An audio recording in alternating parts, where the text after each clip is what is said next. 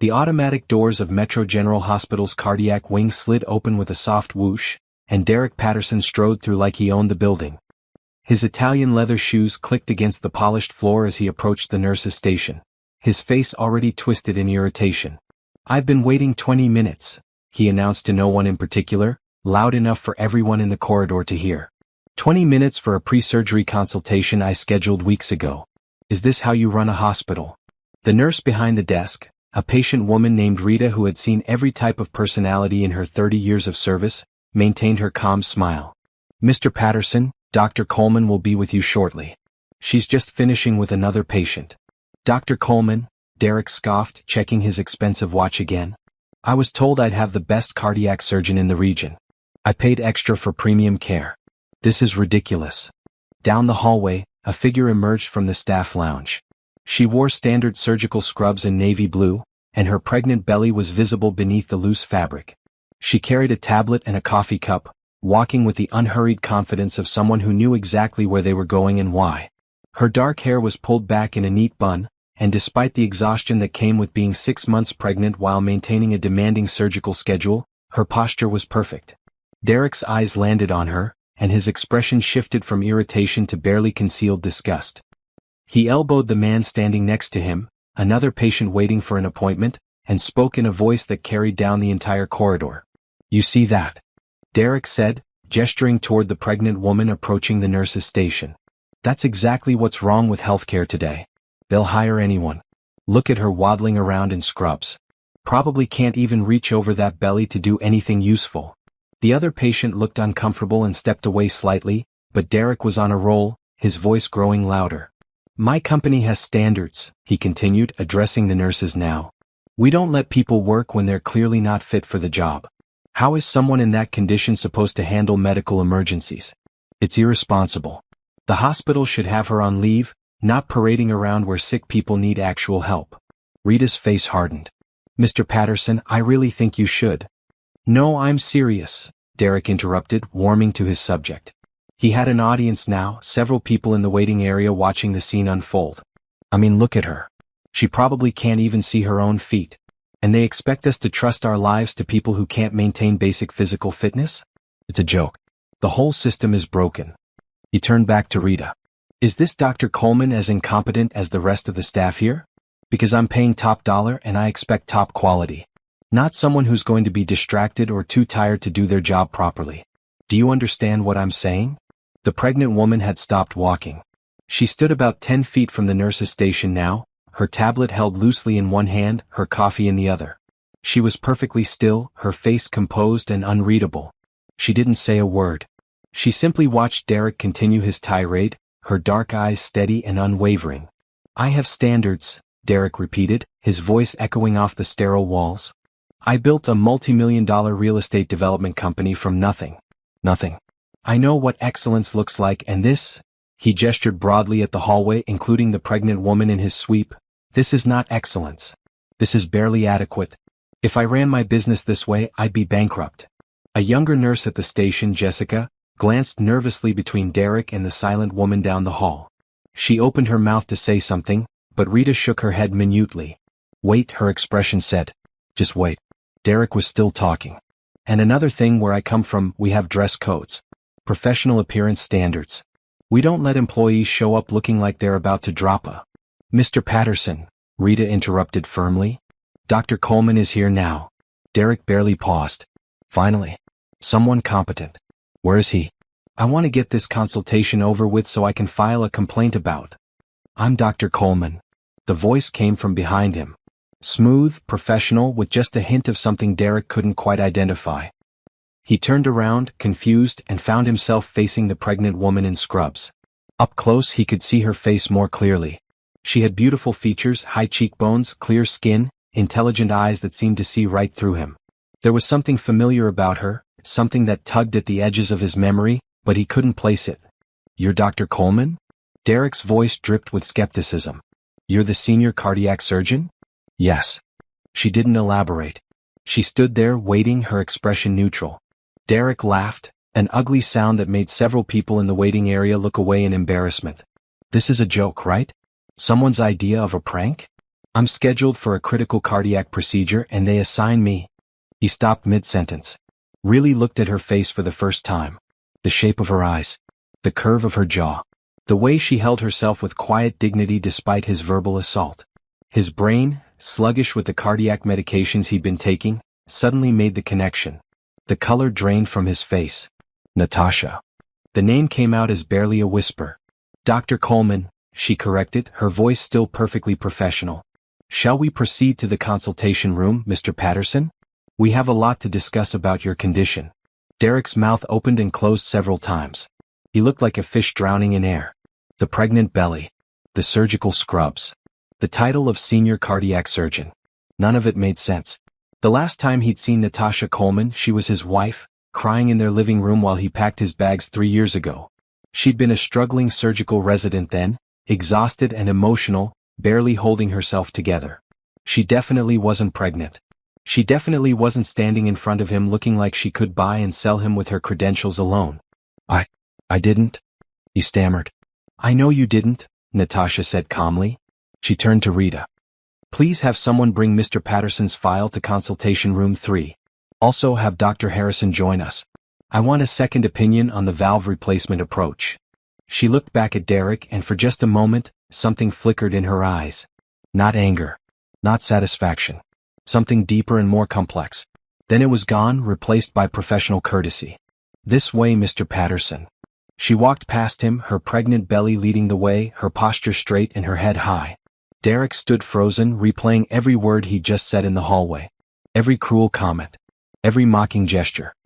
He'd said all of it directly in front of the one person who had every reason to hate him, the woman whose life he'd destroyed, the woman who was now, apparently, the only surgeon skilled enough to save his failing heart. Mr. Patterson? Natasha had paused at the consultation room door, looking back at him with raised eyebrows. Your time is valuable as you mentioned. Shall we begin? Derek's legs felt like water, but he forced himself to move. Behind him, he heard whispered conversations starting up at the nurse's station. Rita's voice carried clearly, that's Karma right there. That's exactly what Karma looks like. He followed Natasha into the consultation room, his heart pounding irregularly in his chest, each beat reminding him why he was here. He needed this surgery. His cardiologist had been very clear. Without intervention, Derek had maybe 3 months to live. His heart was failing, damaged by years of stress, poor diet, and genetics. The valve replacement was complicated, risky, and required the absolute best surgeon available. And the absolute best surgeon available was the woman he'd betrayed, humiliated, and abandoned 3 years ago. As Natasha set her tablet on the consultation table and pulled up his medical files, Derek noticed her hands. They were steady. Completely steady. There was no tremor of emotion, no sign of the crying, broken woman he remembered.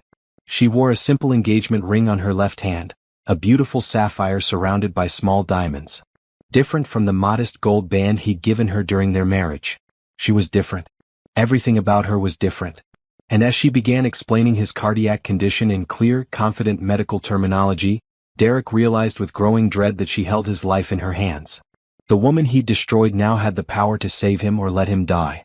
And he had just spent 10 minutes insulting her in front of her colleagues and patients. The consultation room suddenly felt very small. Natasha pulled up an image on the large monitor mounted on the wall. It showed Derek's heart, the damaged valve clearly visible. As you can see, Mr. Patterson, your condition is critical. The mitral valve is severely compromised. Without surgical intervention within the next 2 weeks, you're looking at complete heart failure. Derek couldn't speak. He just stared at the screen at the image of his failing heart, while the woman he'd betrayed explained exactly how close to death he really was. 3 years earlier, Natasha Coleman Patterson had believed in happy endings. She believed in love, commitment, and the promise that hard work eventually paid off. She'd believed in her marriage. She was 29 years old, a third-year surgical resident at County Medical Center, working rotations that frequently lasted 36 hours. Her body ran on coffee, determination, and the dream of one day becoming a surgeon who could make a real difference. Sleep was a luxury. Free time was a myth. But she loved it. Every minute in the OR, every patient she helped save, every skill she mastered, it all meant something. Derek had been different when they met in college. He was ambitious, yes, but also warm. Funny. He made her laugh during study breaks. He brought her food during finals week. He told her she was brilliant and beautiful and that he'd support her dreams no matter what. They got married right after graduation, both of them full of plans and possibilities. But medical school and residency had tested their marriage in ways Natasha hadn't anticipated. While she spent years in training, Derek built his real estate development company. He started small, flipping houses, then moved into commercial properties. His success grew faster than hers, at least in terms of income. He was making six figures while she was earning a residence salary that barely covered student loan payments. The money changed him. Or maybe it just revealed who he'd always been underneath. He started making comments about her schedule, her exhaustion, her lack of availability. He wanted her at business dinners, networking events, social functions that she simply couldn't attend when she was on call or in surgery. He wanted a wife who looked good on his arm and made his colleagues impressed.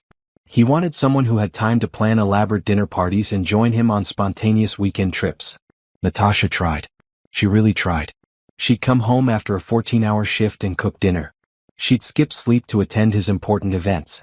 She'd smile and make small talk with his business partners while her eyes burned with exhaustion. But it was never enough. The fight started small. You're always tired. You never have time for me. This isn't the marriage I signed up for. They grew bigger.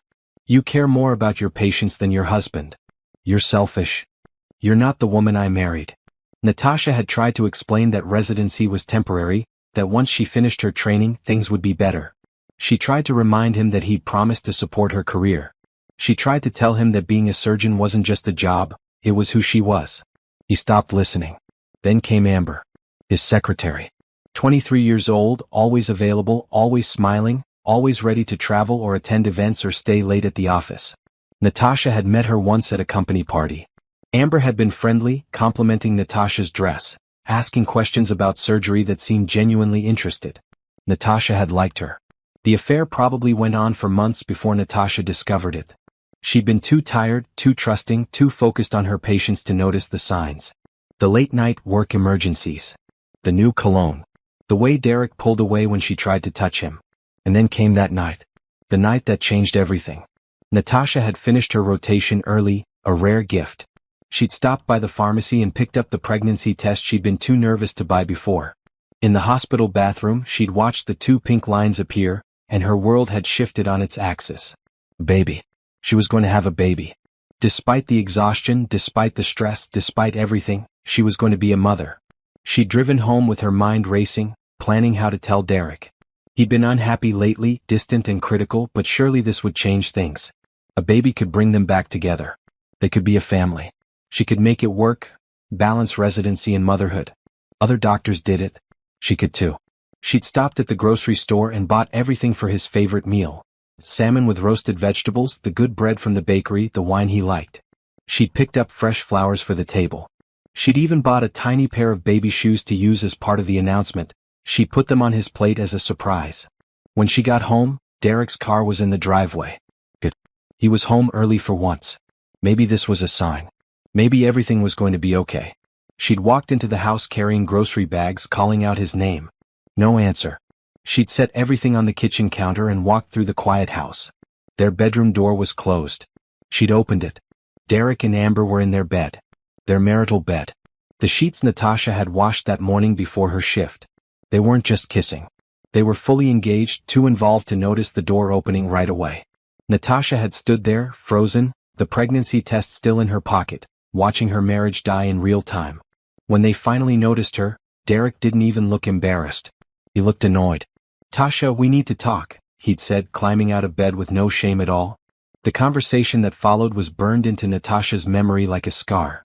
Derek pulling on his pants, Amber wrapping herself in the sheet, and Natasha standing there in her scrubs, still carrying the faint smell of hospital antiseptic. "This isn't working," Derek had said. "You know it's not. We're not happy." "You're not happy," Natasha had corrected, her voice surprisingly steady. "I've been trying. I've been working to build our future." "Your future?" Derek had shot back. "Your career. Your dreams. What about me? What about what I need?" Amber gets it. She understands what it means to be a partner. "She's been screwing my husband in my bed," Natasha had said. "That's not being a partner. That's being a homewrecker." Amber had flinched at that, but Derek had stepped forward, aggressive.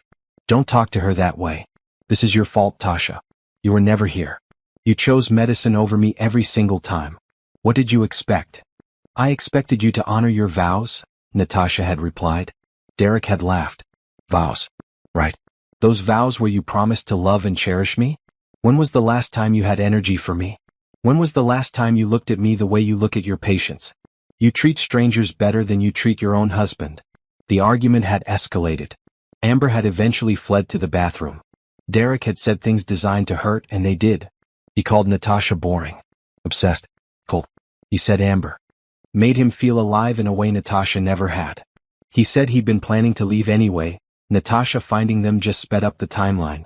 I want a divorce, he'd said finally. I'm done pretending this marriage is something it's not. Natasha had reached into her pocket and pulled out the pregnancy test. She'd held it up, the 2 pink lines clearly visible. I'm pregnant. Derek had stared at it for a long moment. Then he'd shrugged. That's not my problem anymore. Get rid of it or don't. Either way, I'm leaving. Those words had broken something inside Natasha. Not the affair. That was a betrayal, but betrayals could be understood in some clinical way. But the dismissal of their child, the casual cruelty of telling her to get rid of it, the complete absence of anything resembling remorse or care, that had shattered something fundamental. She'd left the house that night. Drove to her best friend Monica's apartment and collapsed. Monica, a fellow resident, had held her while she cried, helped her call a lawyer, made her tea she couldn't drink. The next weeks were a blur. Derek had moved fast, filing divorce papers immediately. His lawyer, expensive and ruthless, had argued that Natasha's demanding career had destroyed the marriage. They'd had a prenup from when they were both broke college students, so there wasn't much to fight over financially. Derek wanted a clean break and his lawyer made sure he got it. Natasha had tried to focus on work, on her pregnancy, on anything that might help her survive. But the stress was enormous. She was working residency hours while processing the end of her marriage while trying to take care of the tiny life growing inside her. Her body was exhausted. Her mind was fractured. She felt like she was breaking apart. 8 weeks into the pregnancy, she woke up bleeding. The cramping started soon after. She'd driven herself to the hospital, called Monica from the parking lot, and by the time she got to the emergency room, she knew. The miscarriage was quick and clinical. The attending physician was kind but busy. These things happen, he'd said. Especially under stress. Her body just couldn't sustain the pregnancy. She'd lost her baby in the same hospital where she dreamed of one day performing surgeries. Derek had been informed through lawyers. He'd sent a brief text, sorry to hear that. Hope you're okay. Let's keep the divorce proceedings moving. No flowers. No visit. No acknowledgement that they'd lost a child together. Just an eagerness to finalize the paperwork and move on with Amber. The divorce was final 3 months later.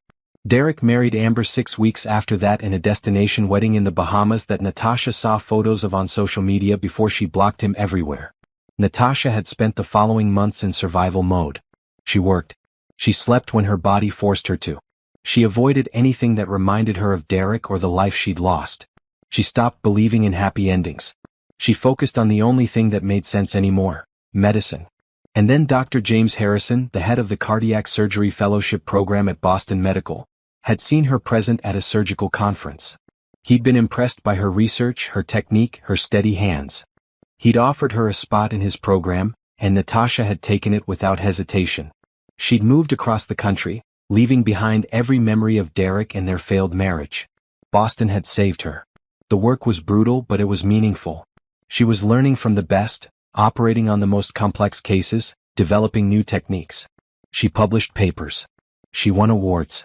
She became known in cardiac surgery circles as someone to watch, brilliant, dedicated, innovative. And she'd met James. Not Dr. Harrison, the program director, but James, the man. He was 15 years older, divorced with grown kids, and he understood the demands of surgical life. He never made her feel guilty for her schedule. He celebrated her successes. He held her during the moments when the trauma of losing her baby came back in waves. Their relationship had developed slowly, carefully. James had been patient, never pushing, always supportive. When she got pregnant, 9 months into their relationship, they'd both been terrified and thrilled. This time she had a partner who showed up, who went to appointments, who talked about their future with genuine excitement. When Metro General offered Natasha the position of senior cardiac surgeon, James had encouraged her to take it despite knowing it meant moving again. He'd come with her, accepting a position in the same department. They were a team. Natasha had never told James about Derek. She'd mentioned being divorced, said the marriage hadn't worked out, and left it at that.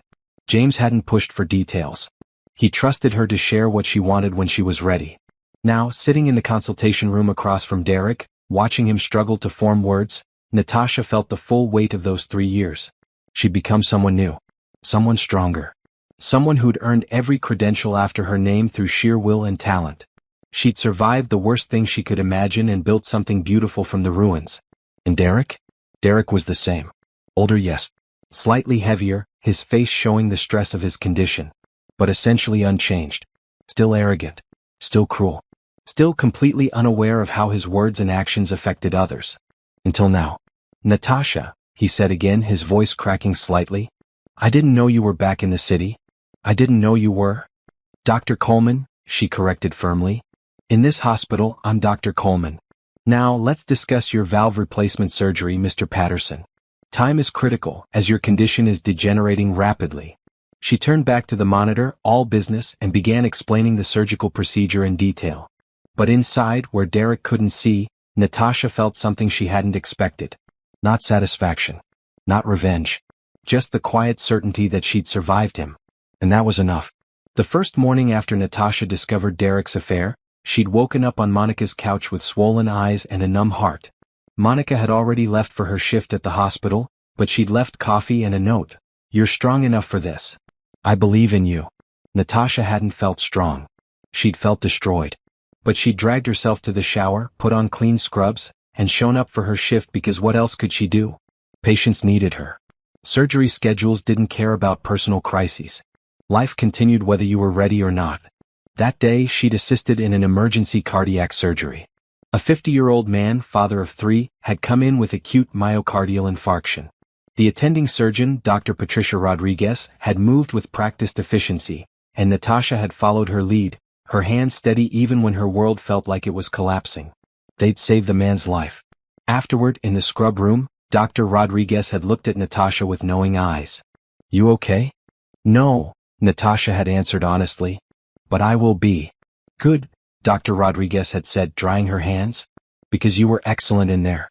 Whatever's happening in your personal life, don't let it steal your gift. Medicine will save you if you let it.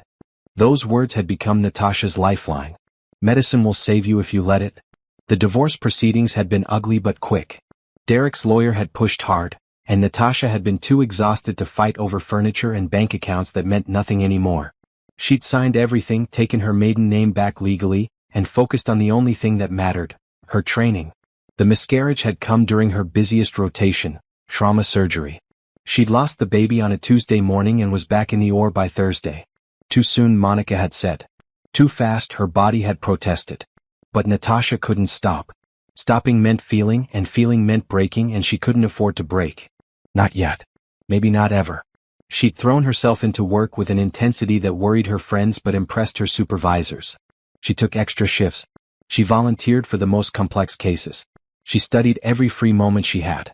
When she slept, she dreamed in medical terminology. When she woke, she went straight back to the hospital. 6 months after the divorce was final, Dr. Rodriguez had called her into her office. Natasha had expected criticism about her relentless schedule or maybe concern about her mental health.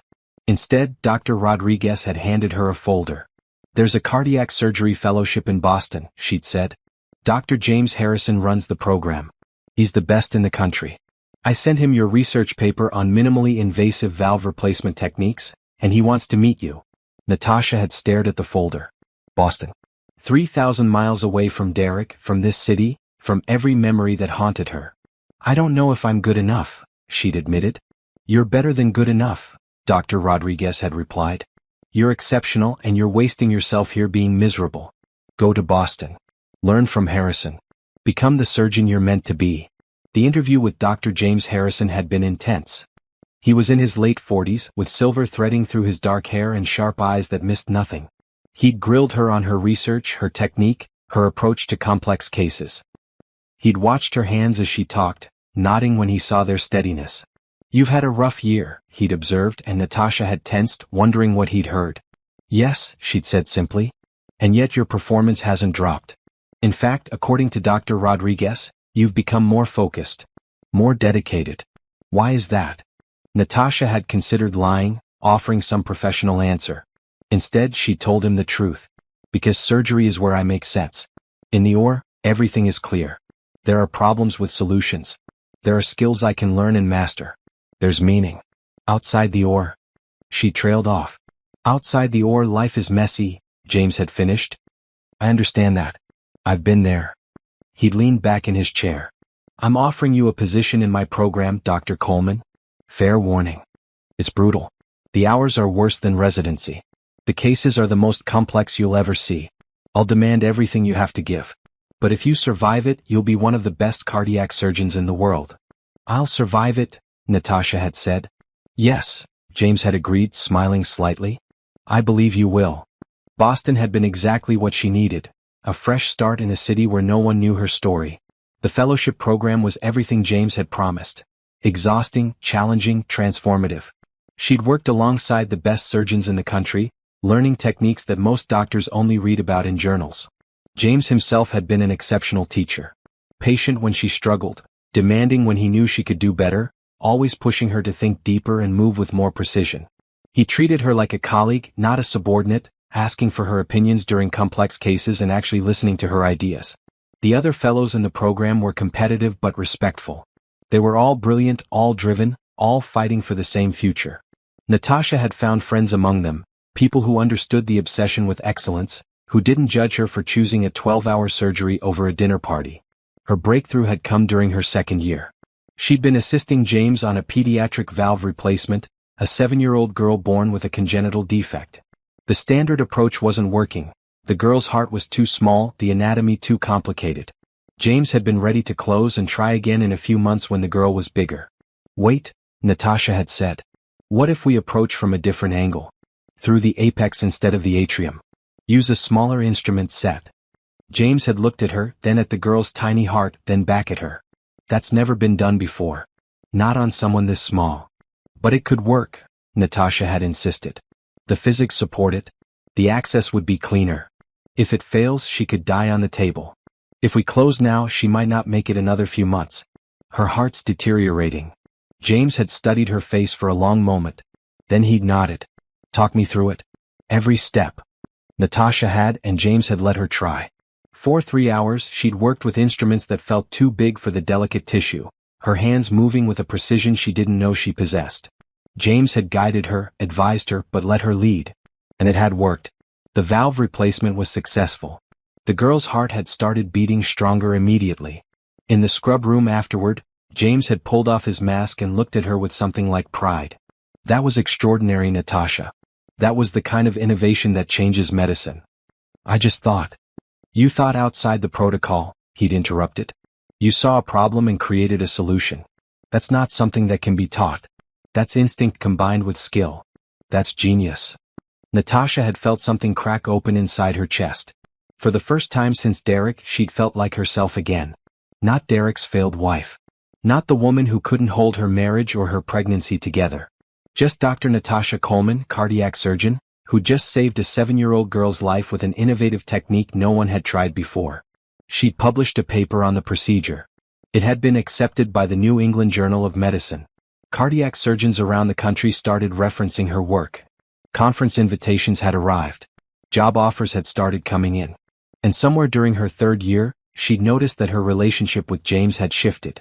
He'd always been supportive, but now he was something more. He brought her coffee during long cases. He asked about her life outside the hospital, actually cared about her answer. He made her laugh, which she'd almost forgotten how to do. The first time he'd asked her to dinner, she'd panicked. Dr. Harrison, I don't think. James, he'd corrected. Outside the hospital, I'm James. And I'm not asking as your program director. I'm asking as a man who's developed feelings for someone remarkable. That's complicated, she'd said. Everything worthwhile is complicated, he'd replied. But I'm patient. Think about it. No pressure. She'd thought about it for 2 weeks. During that time, she'd watched him more carefully. Noticed how kind he was with patients. How respectful he was with nurses and junior staff. How he never used his position to intimidate or demean. How he talked about his ex-wife with sadness but no bitterness. How he called his adult kids regularly and actually listened when they talked. He was nothing like Derek. So she'd said yes to dinner. then yes to another. And slowly, carefully, she'd let herself trust again. James never pushed. Never demanded she sacrifice her career for him. Never made her feel guilty for choosing surgery. Instead, he celebrated her successes like they were his own. When the pregnancy test came back positive a year into their relationship, Natasha had sobbed in the bathroom. Terror, joy, grief for the baby she'd lost. Everything had crashed into her at once. She'd been afraid to tell James, afraid he'd react like Derek had. Instead, he'd held her and cried with her. "This is a gift," he'd whispered. "This is a second chance. And I'm going to be here for all of it. Every appointment. Every moment. I promise you." And he had been. When Metro General had contacted her with their offer, senior cardiac surgeon, youngest person ever appointed to the position, generous salary, state-of-the-art facilities, she'd been shocked. James had been proud. "This is your moment," he'd said. "Take it." "But the program? I'll find someone else brilliant to take my place. The program will survive.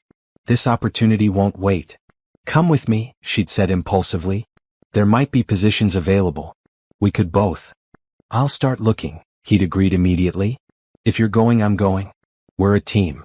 Metro General had been happy to take James on staff as well, and just like that, they'd been moving back to the city where Natasha's life had fallen apart. She'd felt some trepidation. What if she ran into Derek? But the city was large and the chances seemed small. Besides, she was different now. Stronger. She saw him, she could handle it.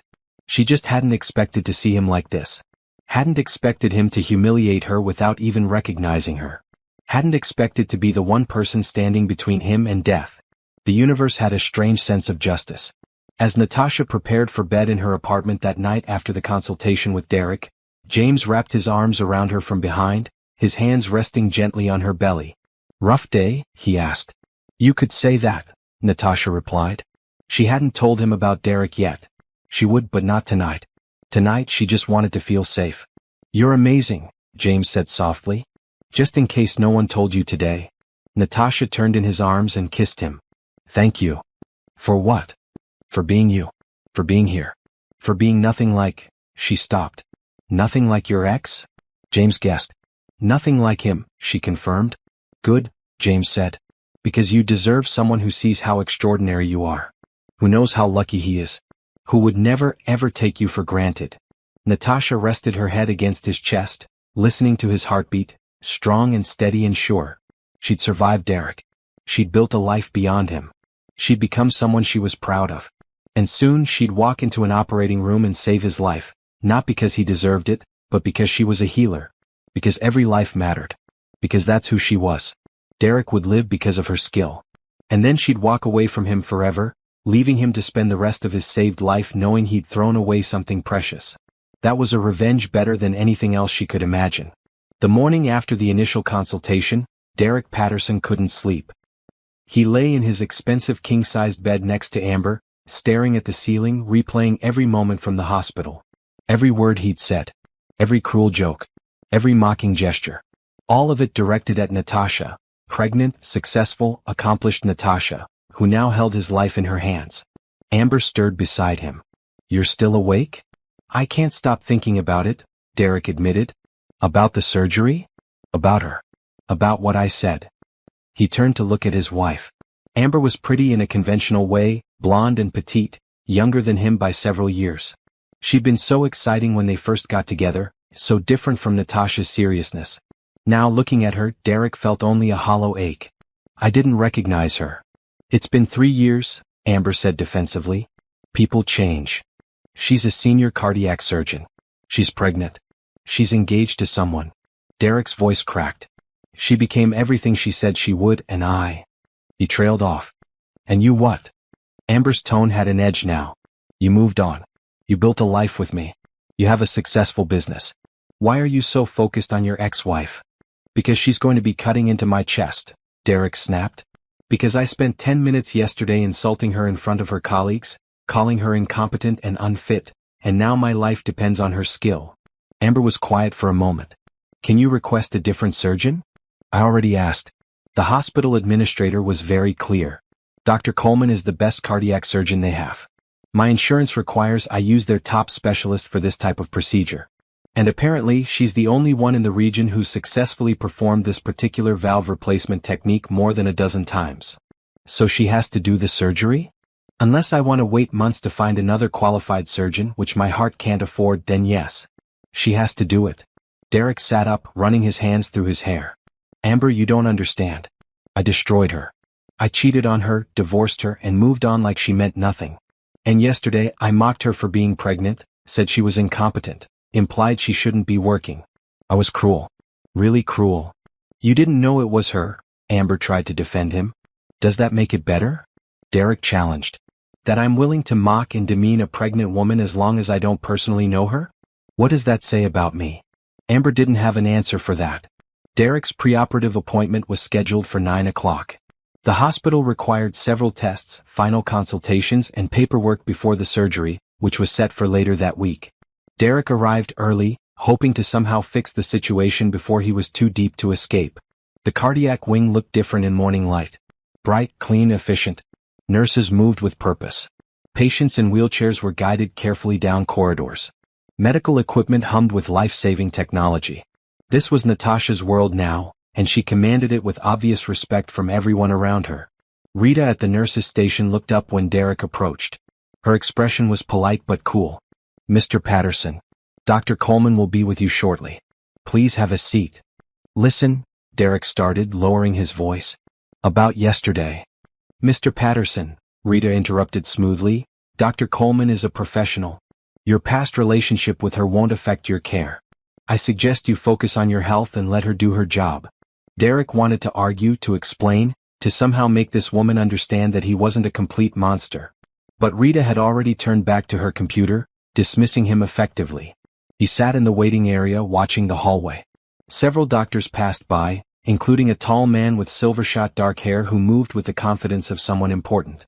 The man paused at the nurse's station, speaking briefly with Rita, who smiled warmly at him. Then he continued down the hall, disappearing into an office.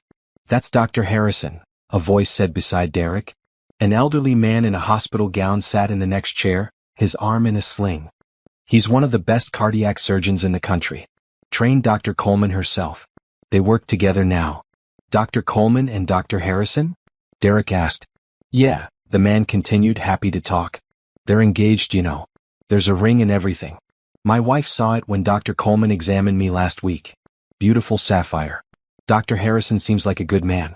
Very attentive to her. Brought her lunch yesterday during her break. My wife thought it was sweet. Derek felt something twist in his chest that had nothing to do with his failing valve. Dr. James Harrison. The James Harrison who'd trained her. Who'd brought her lunch. Who'd put a sapphire ring on her finger. Who was the father of her baby. How long have they been together? Derek heard himself ask. Not sure exactly, the elderly man replied. But they moved here from Boston together when she took the senior position. That's commitment, right?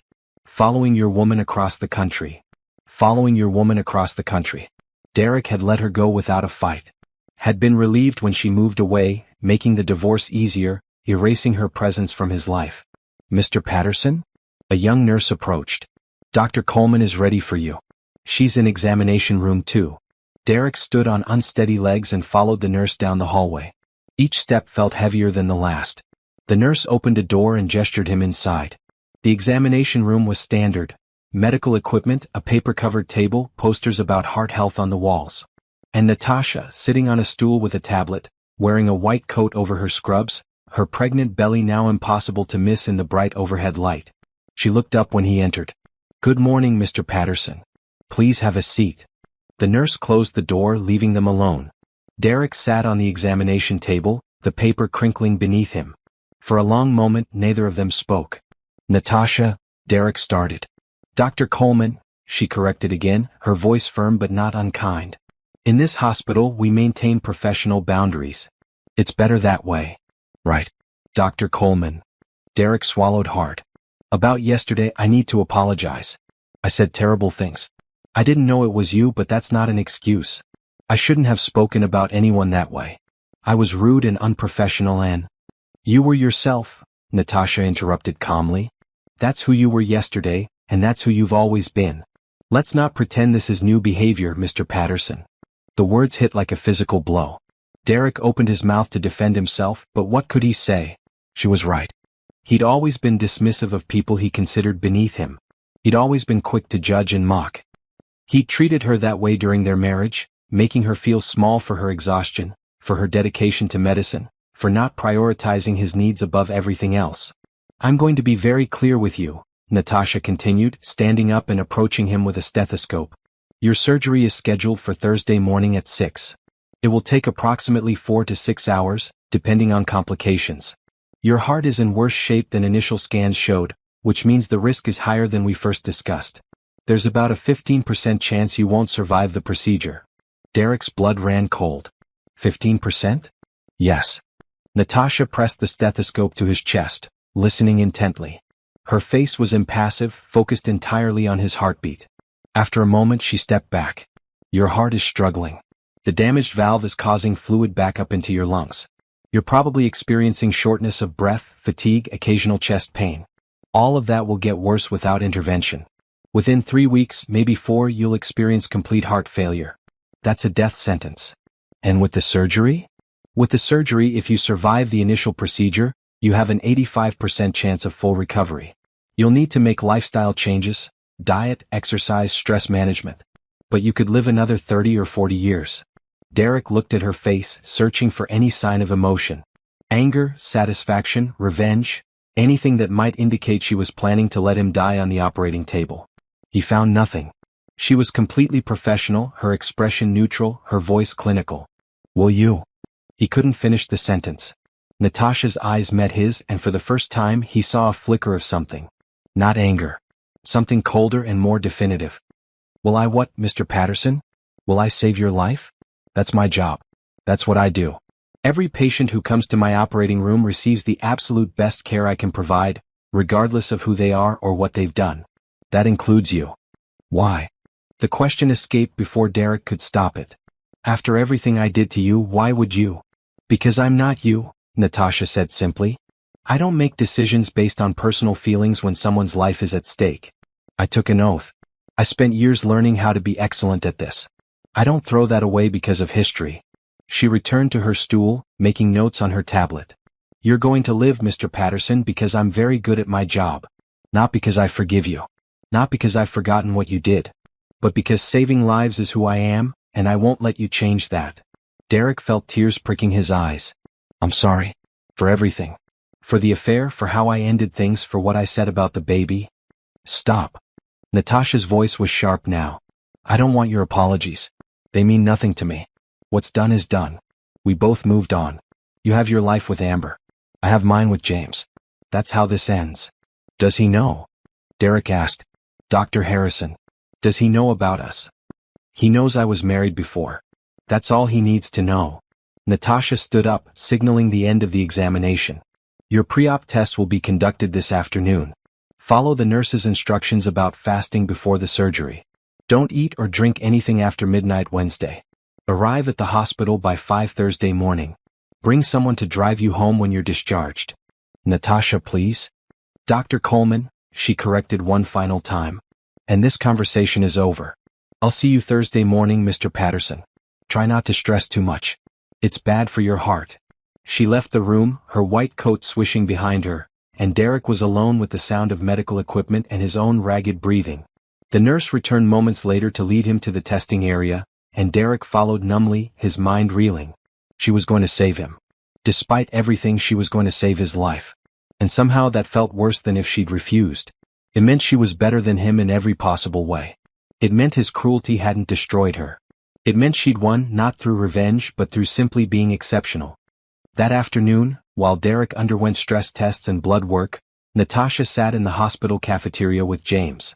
He'd brought her a fruit salad and herbal tea, insisting she needed to eat something healthy.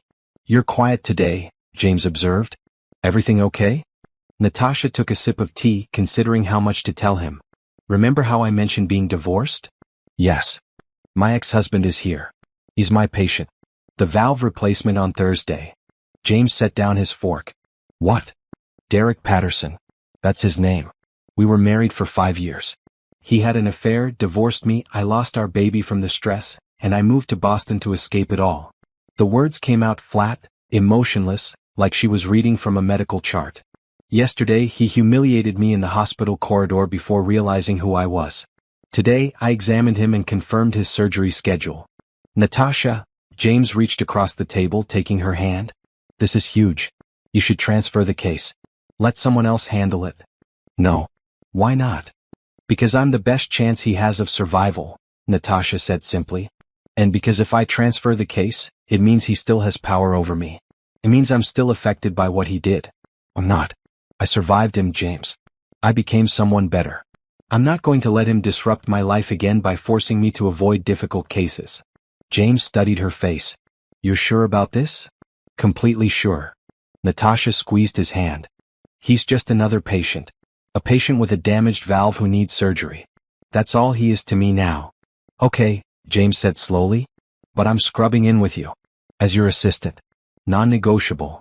James? I'm not questioning your ability, he interrupted gently. I'm saying you shouldn't have to do this alone. I want to be there. For support.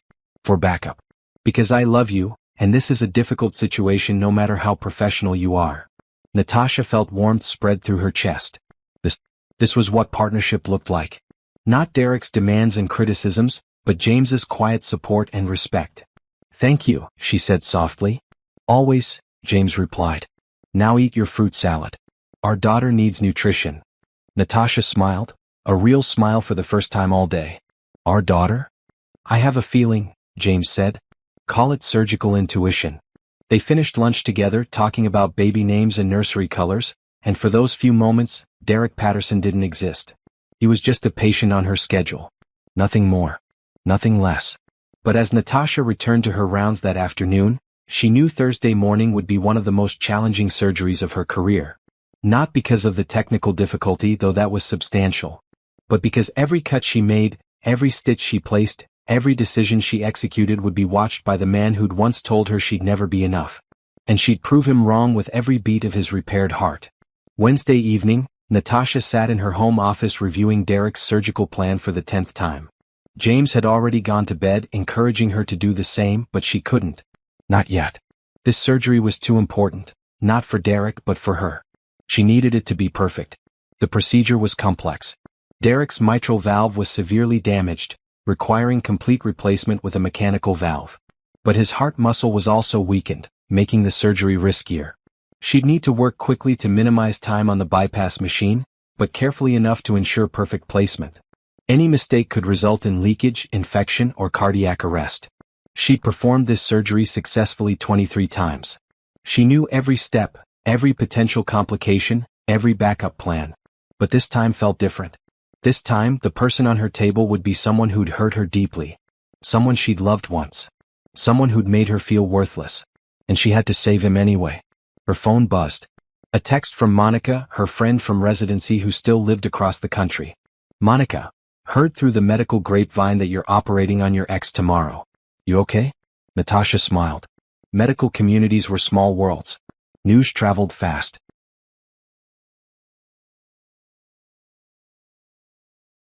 Natasha, I'm fine. Just another surgery. Monica, liar. It's okay to be nervous. It's okay to feel conflicted. You're human. Natasha, I know. But I can't let him see that. I can't give him that power. Monica, you don't have to be superhuman, Tasha. You just have to be you. And you're already extraordinary. Natasha set down her phone, feeling tears prick her eyes. She was tired. So tired of being strong, of pretending Derek's presence didn't affect her, of acting like seeing him again hadn't reopened old wounds she thought had healed. But she couldn't afford to break down. Not now. Not when a patient's life depended on her steady hands and clear mind. She closed her laptop, turned off the light, and went to bed. James stirred when she slipped under the covers, automatically reaching for her in his sleep. She curled against him, letting his warmth and steady breathing calm her racing thoughts. Tomorrow she'd prove who she'd become. Tomorrow she'd show Derek that he hadn't broken her. Tomorrow she'd save his life and walk away stronger than ever. She fell asleep with her hand on her belly, feeling their baby move gently beneath her palm. Thursday morning arrived cold and gray. Natasha woke at 4, unable to sleep longer despite her exhaustion. She showered, dressed in comfortable scrubs, and ate a light breakfast while James made her tea. Ready? He asked, studying her face. As ready as I'll ever be, she replied. They drove to the hospital together in comfortable silence. James didn't try to fill the quiet with empty reassurances. He just held her hand across the center console, his grip steady and sure. The hospital was already busy when they arrived, the pre-dawn shift change filling the corridors with activity. Natasha went straight to the surgical prep area, reviewing Derek's charts one final time while James checked the OR setup. Derek was scheduled to arrive at 5. At 4:55, the pre-op nurses wheeled him in on a gurney. He looked terrified, his face pale, his hands gripping the gurney rails. Amber walked beside him, her own face tight with worry. Natasha stepped into the pre-op bay, her team behind her. "Good morning, Mr. Patterson. How are you feeling?" "Scared," Derek admitted, his voice shaking. "Terrified, actually." "That's normal," Natasha said calmly. "Fear is your body's way of acknowledging something important is happening. Let me introduce you to the team. This is Dr. Harrison, my fellow cardiac surgeon who will be assisting. These are nurses Jordan and Patricia, who will be in the OR throughout the procedure. Our anesthesiologist, Dr. Kim, will be putting you under and monitoring you during surgery." Each person nodded as they were introduced. Derek's eyes lingered on James, perhaps recognizing him from the hospital corridor, perhaps understanding this was the man who'd replaced him in Natasha's life. "We're going to take excellent care of you," James said warmly. "Dr. Coleman is the best I've ever worked with. You're in outstanding hands." Derek looked back at Natasha. Can we talk? Just for a minute. Alone." Natasha hesitated, then nodded. 2 minutes. Then we need to prep you." She gestured for the team to give them space, though they remained close by, respecting patient privacy while staying alert. Once they were relatively alone, Derek spoke quickly, urgently. "I need to say this before I go under. In case I don't wake up. I'm sorry. For everything. For cheating on you. For ending things the way I did. For what I said about the baby. I was cruel and selfish and you deserved so much better. You always deserved better." Natasha regarded him silently for a moment. "You're not going to die today, Mr. Patterson. I won't let you. Not because I've forgiven you, but because you deserve to live with the consequences of your choices. You deserve to spend the rest of your life knowing you threw away something real for something temporary."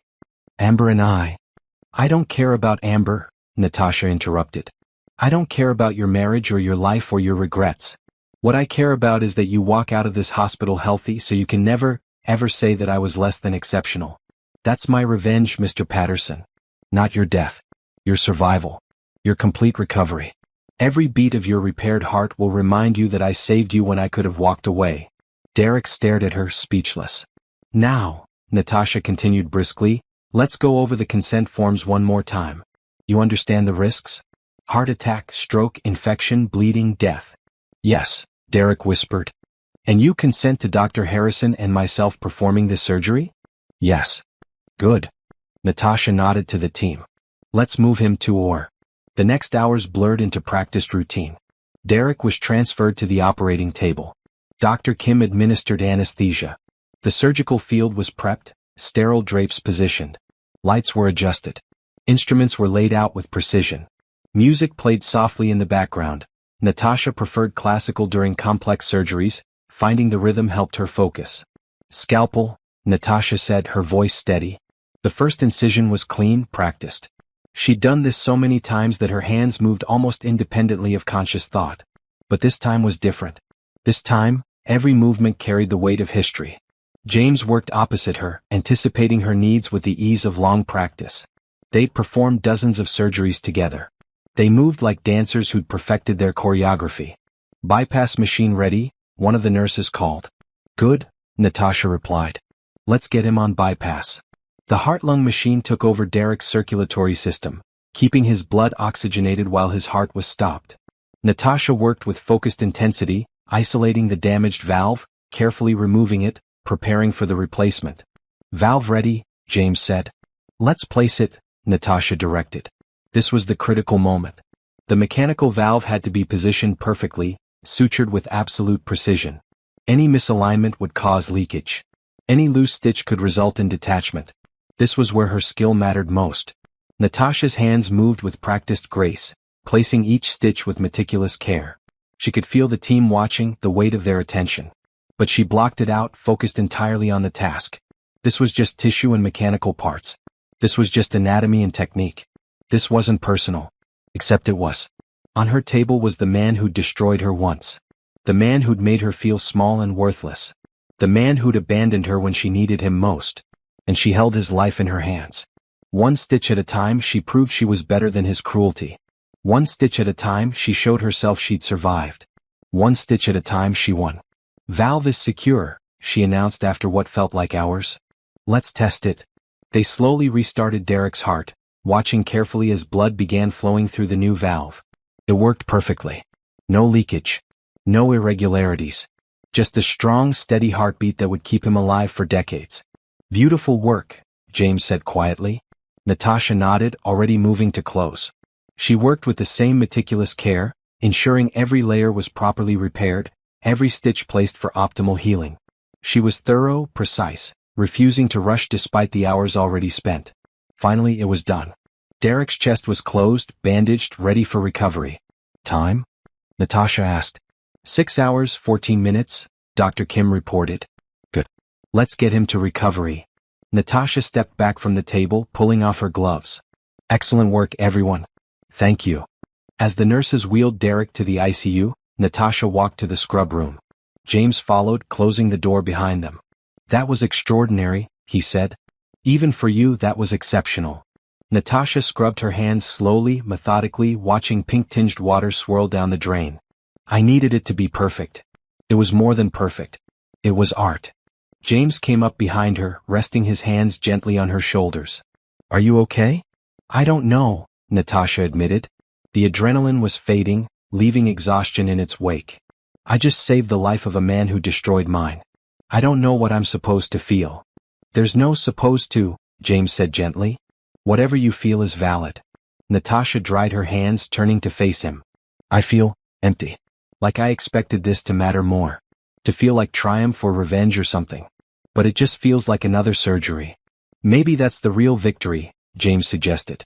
"That he's just another patient to you now. That he doesn't have power over your emotions anymore." Natasha considered that. Maybe James was right. Maybe the fact that she felt nothing was the truest sign she'd moved past Derek completely. "Come on," James said. "You need to eat something. And then you need to update his family." "Right, Amber." Natasha had almost forgotten about Derek's wife. In the surgical waiting room, Amber sat alone, her face streaked with old tears, her hands twisting a tissue. She looked up when Natasha entered, hope and fear warring in her expression. "How is he?" Amber asked immediately. "The surgery was successful," Natasha said professionally. "The valve replacement went very well. He'll be in ICU for the next 24 hours for monitoring, then moved to a regular recovery room. If there are no complications, he should be discharged in 4 to 5 days." Amber burst into tears. "Thank you. Thank you so much. I know. I know things between you and Derek are complicated. But thank you for saving him." Natasha felt a flicker of something, not quite pity but understanding. Amber was young, probably not much older than Natasha had been when she married Derek. Young and naive enough to believe Derek when he said his marriage had been loveless, that Natasha was cold and career-obsessed, that he'd been trapped and unfulfilled. "You're welcome," Natasha said simply.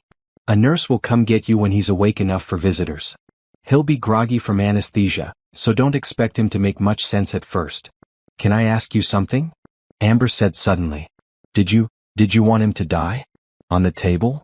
The question hung in the air between them. Natasha could have lied, said of course not, maintained the professional facade. Instead she answered honestly. "No," she said.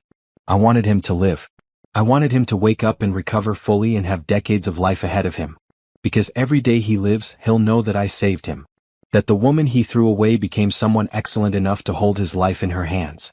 That's worth more than his death ever could be." Amber stared at her, understanding slowly dawning. "You won." "We both won," Natasha corrected. "I got the career and life I always wanted. You got Derek. Everyone got what they deserved." She left before Amber could respond, walking back through the hospital corridors to her office. James was waiting there with food and sympathy, and together they sat in comfortable silence while Natasha processed the morning. Derek would live. He'd recover. He'd go home with Amber and return to his real estate company and his comfortable life. And Natasha would continue being Dr. Coleman, saving lives, teaching residents, preparing for her daughter's birth. Their paths had crossed one final time, and now they'd diverge forever. That felt right. That felt like closure. In the ICU, Derek woke slowly, his chest aching, machines beeping around him. The first face he saw was a nurse checking his vitals. The second was Amber's, relieved and tear-stained. But the face he couldn't stop thinking about was Natasha's. Her steady hands. Her brilliant skill. Her complete professionalism despite everything he'd done. She'd saved him. And somehow, that hurt worse than dying ever could. Derek spent 3 days in the ICU, his body adjusting to the new mechanical valve clicking steadily in his chest. Every beat was a reminder. Every mechanical tick-tick-tick was Natasha's skill keeping him alive. He found himself touching his chest constantly, feeling the bandages, the surgical tape, the proof that she'd cut him open and fixed what was broken. Physically broken anyway. The rest of him remained a mess. Amber visited constantly, bringing magazines he didn't read, talking about their house, his business, plans for when he got home. Derek nodded and made appropriate responses, but his mind was elsewhere. He kept watching the ICU entrance, waiting for Natasha to appear on rounds. She came twice daily, always with an entourage of residents and nurses. She'd check his vitals, review his charts, ask clinical questions about pain levels and breathing, and move on. She never stayed long. She never made eye contact longer than necessary. She treated him exactly like every other patient, with competent care and complete emotional distance. Dr. Harrison, James, Derek had learned his name was James, accompanied her each time. He was attentive to Derek as a patient but more attentive to Natasha, his hand occasionally touching her lower back, guiding her when she looked tired, carrying her tablet when her arms were full. They moved together with easy familiarity, the kind that came from deep trust and genuine affection. Derek had never looked at Natasha that way during their marriage. He realized that now, watching James's careful attention. Derek had looked at Natasha as an obligation, a wife who was supposed to meet certain expectations and repeatedly failed to do so. James looked at her like she was extraordinary and he was grateful for every moment with her. On the third day, Derek was moved to a regular recovery room. The shift felt significant, out of critical care, on the path to actual healing. Amber had gone home to shower and change clothes, promising to return soon, leaving Derek alone for the first time since the surgery. A knock on his door interrupted his thoughts. "Come in," he called, expecting a nurse. Instead, Natasha entered, alone this time, carrying his discharge paperwork. She looked tired, he noticed. Her pregnancy was showing more now, her belly prominent beneath her white coat. But she moved with the same confident grace he remembered from years ago. "Good afternoon, Mr. Patterson," she said, pulling a chair close to his bed. "We need to discuss your discharge plan." "Where's Dr. Harrison?" Derek asked. "With another patient." Natasha opened the folder. "Your recovery is progressing well. Heart function is strong. The valve is performing perfectly. We'll discharge you tomorrow morning. You'll need to follow up with your regular cardiologist in 1 week, then 2 weeks, then monthly for the first 6 months." She launched into explanations of medication schedules, dietary restrictions, exercise limitations, warning signs of complications. Derek tried to focus, but he couldn't stop staring at her face, searching for any sign of the young woman he'd married. She was there, in the shape of her eyes and the curve of her smile when she explained something complex, but she was also completely different. Stronger. More assured. More herself than she'd ever been with him. "Are you listening, Mr. Patterson?" Natasha asked, a hint of impatience in her tone. "Why did you become a cardiac surgeon?" The question escaped before Derek could think better of it. Natasha set down the paperwork. "That's not relevant to your discharge plan. Please. I need to understand." She studied him for a long moment, then sighed. "Because hearts are logical. They have systems and rhythms. They can be fixed with skill and knowledge. They made sense when nothing else in my life did." She picked up the folder again. "Now, about your medications. When did you find out you were pregnant?" Derek interrupted again. With our baby. The one we lost." Natasha's hand stilled on the paperwork. When she spoke, her voice was carefully controlled. "The day I came home and found you with Amber. I'd bought a pregnancy test on the way home. I was going to make your favorite dinner and tell you. I had tiny baby shoes in my purse to surprise you with." Derek felt like he'd been punched. "Tasha. Dr. Coleman," she corrected automatically. "And that's not a conversation we're having. That was 3 years ago. It's done." "I told you to get rid of it," Derek whispered, the memory sharp and shameful. "I said it wasn't my problem." "How could I have said that?" "Because that's who you were. Maybe that's still who you are." Natasha stood up, gathering the paperwork. I'll have a nurse go over the discharge instructions again. Make sure you actually listen this time. Your life depends on following the protocol. I'm sorry, Derek said desperately. I know I've said it before, but I mean it. I'm so sorry for everything. I know you are, Natasha replied. Now that you've seen what I became without you. Now that you need me. But you weren't sorry when it mattered. You weren't sorry when I was crying in our apartment, when I was bleeding out our baby in a hospital bed, when I was trying to rebuild my life from nothing. She moved toward the door. Your apologies are 3 years too late, Mr. Patterson. And frankly, I don't need them. I made peace with what happened. I suggest you do the same. She left, and Derek was alone again with the steady tick-tick-tick of his mechanical heart. That night, Amber returned with dinner from his favorite restaurant. She chattered about their house, about work, about the vacation they should plan once he'd recovered. Derek ate mechanically, responding when required, his mind elsewhere. You're quiet, Amber observed. I'm tired, Derek lied. The surgery was a success. You're going to be fine. We can get back to normal soon. Amber reached across the bed to take his hand. I was so scared, Derek. I thought I might lose you. Would that have been so terrible? Derek asked, and immediately regretted it when Amber's face crumpled. How can you say that? Of course it would have been terrible. I love you. Do you? Derek challenged. Or do you love the lifestyle? The house, the money, the status? That's not fair, Amber protested, tears forming. Yes, those things are nice, but that's not why I'm with you.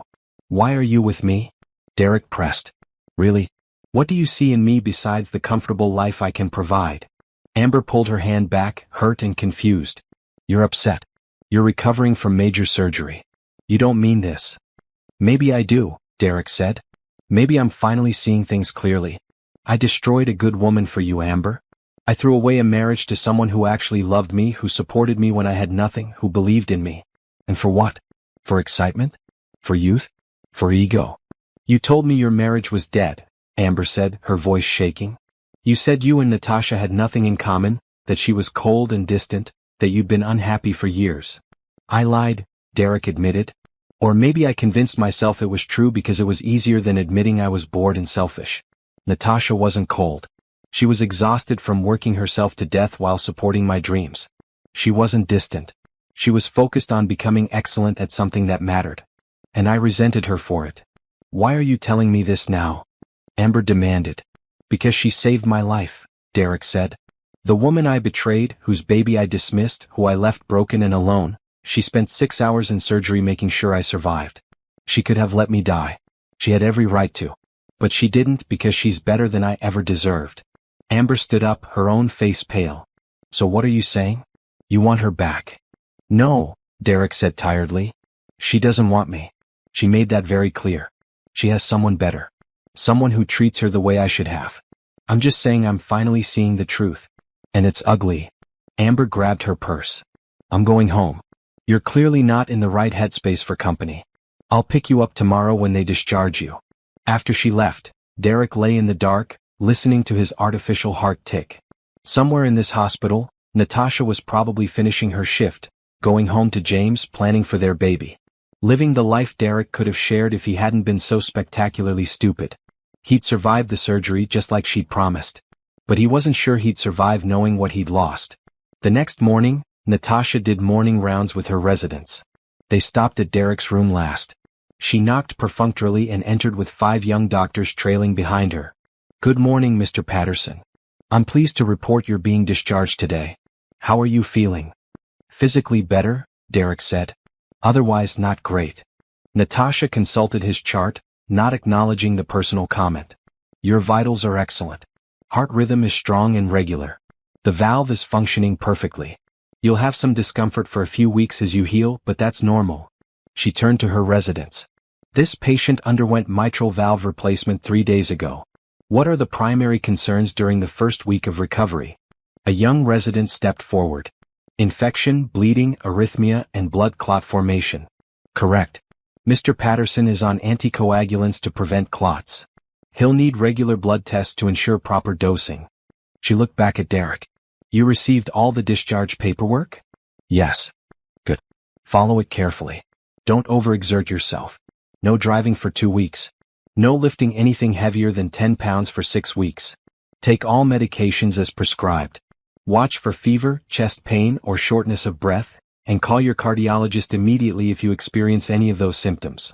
Dr. Coleman, one of the residents asked, what was the most challenging aspect of this particular surgery? Natasha considered the question. The valve damage was more extensive than scans indicated. We had to modify our approach intraoperatively. That's why preoperative preparation is crucial, but you also have to be ready to adapt when conditions aren't what you expected. She caught Derek's eye briefly, and he wondered if she was talking about more than just surgery. Life required adaptation when conditions weren't what you expected. She'd certainly proven that. Any questions, Mr. Patterson? She asked. Will I see you again? For follow-up? No. Your regular cardiologist will handle ongoing care. If complications arise that require surgical intervention, you can be referred back to this department, but we hope that won't be necessary. She offered a professional smile. You were an excellent patient, Mr. Patterson. I wish you well. Sounded like goodbye. Final. Complete. Derek realized this was it, the last time he'd see her. She'd drift back to her world of surgeries and research and teaching, and he'd return to his world of real estate and Amber and the comfortable life that suddenly felt hollow. Thank you, he said inadequately. For everything. Natasha nodded and turned to her residents. Let's move on. They filed out, white coats swishing, voices already discussing the next case. Derek watched them go, watched Natasha's silhouette disappear down the corridor, and felt the finality settle over him like a weight. She'd saved his life and then walked away, leaving him to live with the consequences of his choices. Just like she'd promised. 2 weeks after discharge, Derek sat in his cardiologist's office for his first follow-up appointment. Dr. Morrison, a pleasant man in his 50s, reviewed Derek's recovery with satisfaction. Heart function is excellent, Dr. Morrison reported. The valve is working beautifully. Dr. Coleman did exceptional work. You're very lucky to have had her as your surgeon. I know, Derek said quietly. Any questions about your medications? Any problems with the anticoagulants? No, everything's fine. Dr. Morrison studied him. You seem depressed, Mr. Patterson. That's not uncommon after cardiac surgery. Some patients experience anxiety or mood changes. If you'd like, I can refer you to a therapist who specializes in post-surgical recovery. It's not the surgery, Derek said. Then, because Dr. Morrison seemed genuinely concerned, he added, Dr. Coleman is my ex-wife. We divorced 3 years ago. Finding out she was my surgeon was complicated. Ah, Dr. Morrison said, understanding dawning. That must have been difficult. I didn't recognize her when I first arrived at the hospital, Derek continued, needing suddenly to tell someone. I said terrible things about her before I knew who she was. Then I had to trust her to save my life. And she did. Even though I didn't deserve it. Medicine isn't about deserving, Dr. Morrison said gently. It's about healing whoever needs help. Dr. Coleman understands that. She's one of the finest surgeons I've worked with in my 30 years of practice. You were in excellent hands regardless of your history. Derek knew that was true. But it didn't make the guilt easier to bear. At home, things with Amber had become strained. She was trying to be supportive, but Derek couldn't shake the melancholy that had settled over him since the surgery. He went through the motions, working from home on business calls, reviewing development projects, meeting with his partners, but his heart wasn't in it. Literally and figuratively. Maybe we should take a vacation, Amber suggested one evening. Once your doctor clears you to travel. Somewhere tropical. We could relax. Maybe, Derek said noncommittally. Or we could start trying for a baby, Amber continued. We've talked about it before. This whole experience made me realize life is short. We should start building our family. Derek felt his chest tighten. A baby with Amber. The thought made him feel nothing. No excitement, no anticipation, no joy. Just a hollow acknowledgement that it would be expected, normal, the next step in their married life. But he kept thinking about Natasha's pregnant belly. About how happy she'd looked despite being tired from work. About how James looked at her like she was precious. About the family they were building together. A family Derek could have had if he hadn't been so blind and selfish. Let's wait, he said. Until I'm fully recovered. Amber's face fell, but she nodded. Okay. We have time. Did they though? Derek was 38 now. Amber was 31. They had time technically, but Derek couldn't shake the feeling that he'd already wasted too much of his life chasing the wrong things. He started Googling Natasha obsessively. Found articles about her research, interviews in medical journals, conference presentations. There was a news piece from when Metro General announced her appointment as senior cardiac surgeon. She looked confident in the photo, standing in front of the hospital, her hand resting on her still flat belly. The article mentioned Dr. James Harrison's appointment to the cardiac department as well, though it didn't explicitly state they were together. Derek found himself reading about James too. Graduated top of his class from Johns Hopkins. Published hundreds of papers. Trained an entire generation of cardiac surgeons. Widowed young, raised 2 children alone while building his career. By all accounts, a brilliant surgeon and a devoted father. He was everything Derek wasn't. Accomplished, dedicated, selfless. No wonder Natasha loved him. One afternoon, Derek drove past Metro General, telling himself he was just in the area. He sat in his car in the parking lot, watching the entrance. After an hour, he saw them, Natasha and James, leaving together at the end of what was probably a long shift. James carried both their bags. Natasha walked slowly, her hand on her very pregnant belly. James said something that made her laugh, and Derek saw her face light up in a way he'd never seen during their marriage. They got into a car together, James holding the door for her, waiting until she was settled before closing it gently. Such a small gesture, but it spoke volumes about how he treated her. With care. With consideration. With love. Derek drove home feeling more hollow than ever. That weekend, his business partner Gerald invited Derek and Amber to a charity dinner. It was for a medical foundation that funded cardiac research. Derek almost declined, but Amber insisted they needed to get out, needed to return to normal. The event was at a downtown hotel, elegant and crowded with the city's wealthy elite. Derek wore a tuxedo that felt too tight despite being the same size he'd worn before surgery. Amber looked beautiful in a silver dress, playing the role of supportive wife with practiced ease. They'd been there 20 minutes when Derek saw them. Natasha and James across the room talking with a group of donors. Natasha wore a deep blue maternity gown that somehow made her look both elegant and powerful. Her belly was very prominent now, she was probably 8 months along. James stood close to her, his hand on her lower back, protective and proud. "Let's go say hello," Amber said, noticing Derek's fixed stare. "No, let's not." But Amber was already moving, drawing Derek along. They crossed the room, and suddenly they were standing in front of the couple that represented everything Derek had lost. "Dr. Coleman, Dr. Harrison," Amber said brightly. "What a surprise to see you here." Natasha turned, her face carefully composed. "Mrs. Patterson. Mr. Patterson. Good evening." "Derek's doing wonderfully," Amber continued, oblivious to or ignoring the tension. "His recovery has been amazing. We were just talking about taking a vacation soon." "That's good to hear," James said politely. "Cardiac recovery requires time, but it sounds like you're progressing well." An awkward silence fell. Derek couldn't stop staring at Natasha.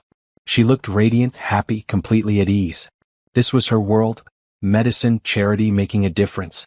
He'd never really belonged in it, had never understood why it mattered so much to her. "When are you due?" Amber asked, gesturing to Natasha's belly. 6 weeks, Natasha replied. "Though with twins they might come earlier." "Twins?" Derek repeated before he could stop himself. Natasha's hand moved to her belly. "Yes, 2 girls. We're very excited." "Twins." Derek felt the information hit him like a physical blow. Not just 1 baby but 2. 2 daughters. The family Natasha had always wanted, now building with someone else. Someone better. "Congratulations," Derek managed. "That's wonderful." "Thank you." Natasha glanced at James, who smiled at her with such open affection that Derek had to look away. "We should go find our table," James said, clearly sensing Derek's discomfort. "It was nice to see you both." They moved away, absorbed immediately into another conversation. Derek watched them go, watched the easy way James's hand stayed on Natasha's back, watched the way she leaned into him slightly, trusting his support. "Derek." Amber touched his arm. "Are you okay? You're pale." "I need air," Derek said and walked quickly toward the hotel's terrace. Outside, the night air was cool and sharp. Derek stood at the railing, his chest aching, not from his surgery but from a different kind of wound. One that wouldn't heal with time or medication or any amount of skilled intervention. He'd lost Natasha years ago, but seeing her tonight, seeing how happy she was, seeing the family she was creating with someone who deserved her, it made the loss feel fresh again. Real. Final. The terrace door opened and Derek tensed, expecting Amber.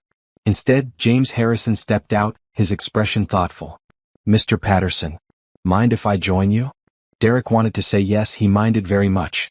Instead he shrugged. It's a free country. James stood beside him at the railing, both men looking out at the city lights. For a moment neither spoke. Then James said, Natasha told me about your history. About the marriage, the affair, the miscarriage. Everything. Derek's hands tightened on the railing. What do you want me to say? Nothing. I just want you to hear something. James turned to face him. That woman in there is the strongest, most brilliant person I've ever met. She survived what you did to her and became someone extraordinary. She built a career that saves lives. She earned respect through sheer excellence. And she learned to trust again, to love again, despite having every reason not to. I know, Derek said miserably. I know what I threw away. No, James corrected. You don't. Because you never really had her. You had a version of her that you wanted her to be, supportive but not too ambitious, caring but not too focused on her own goals, present but not too demanding of your attention. You never loved the real Natasha. You loved the idea of a wife who made you look good. Derek wanted to argue, but the words died in his throat. Because James was right. I love her exactly as she is, James continued. Ambitious, dedicated, brilliant, focused. I love her late nights in the OR. I love her passion for medicine. I love that she cares more about saving lives than about dinner parties or social status. I love everything you criticized her for. Why are you telling me this? Derek asked. Because I saw how you looked at her in there. Like you'd lost something precious. And I wanted you to know that you did. But it's not a loss you get to mourn. You chose to throw her away. She didn't leave you, you left her. So whatever you're feeling right now, whatever regret or grief or self-pity, you don't get to put that on her. She doesn't owe you closure or forgiveness or anything else. She gave you life itself when she performed that surgery. That's more than you deserved. James turned to go back inside, then paused. She's moved on completely, Mr. Patterson. I suggest you do the same. For everyone's sake. He left Derek alone on the terrace, and Derek felt the weight of those words settle into his bones. James was right. Natasha had moved on. She'd built something beautiful from the ruins Derek had left her in. And he had no right to intrude on that, to burden her with his regrets, to seek absolution she shouldn't have to give. He'd survived physically. The surgery had worked. His heart was beating, would beat for decades more. But emotionally, spiritually, he felt like he was dying anyway, drowning in the consequences of choices he couldn't undo and couldn't escape. When Derek finally returned inside, Amber was talking with business associates. Natasha and James were seated at their table, surrounded by people who clearly respected them, laughing at something someone said. They looked happy. They looked complete.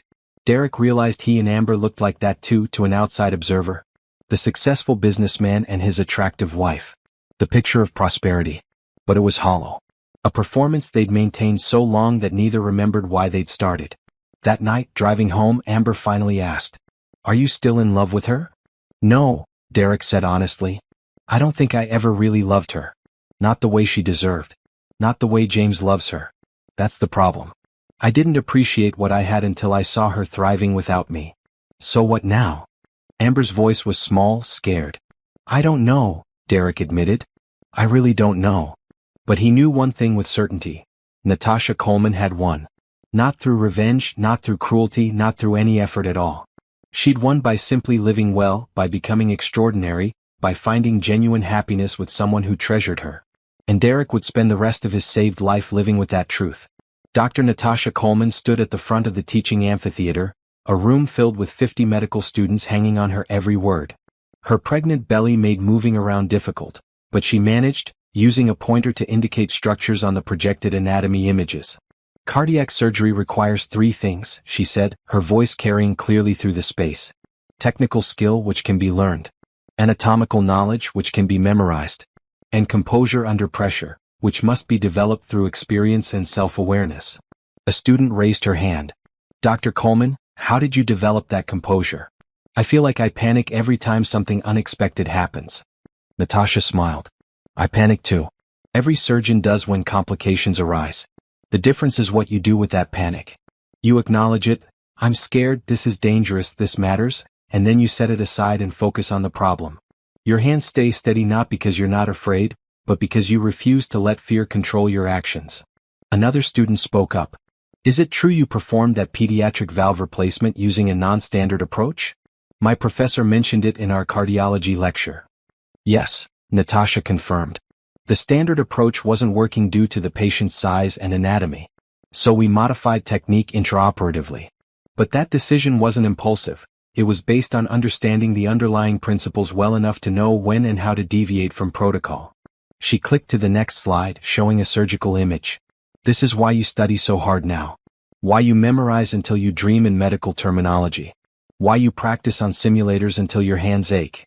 Because someday someone's life will depend on your knowledge and skill, and you need to be ready. The students nodded seriously, scribbling notes. Natasha felt a wave of fatigue wash over her but pushed through. She had 10 more minutes of lecture, then she could sit down. Remember, she concluded, surgery is not about ego. It's not about being the best or getting recognition. It's about the moment when a family gets to take their loved one home healthy. That's the reward. That's what makes the brutal hours and constant stress worthwhile. Questions?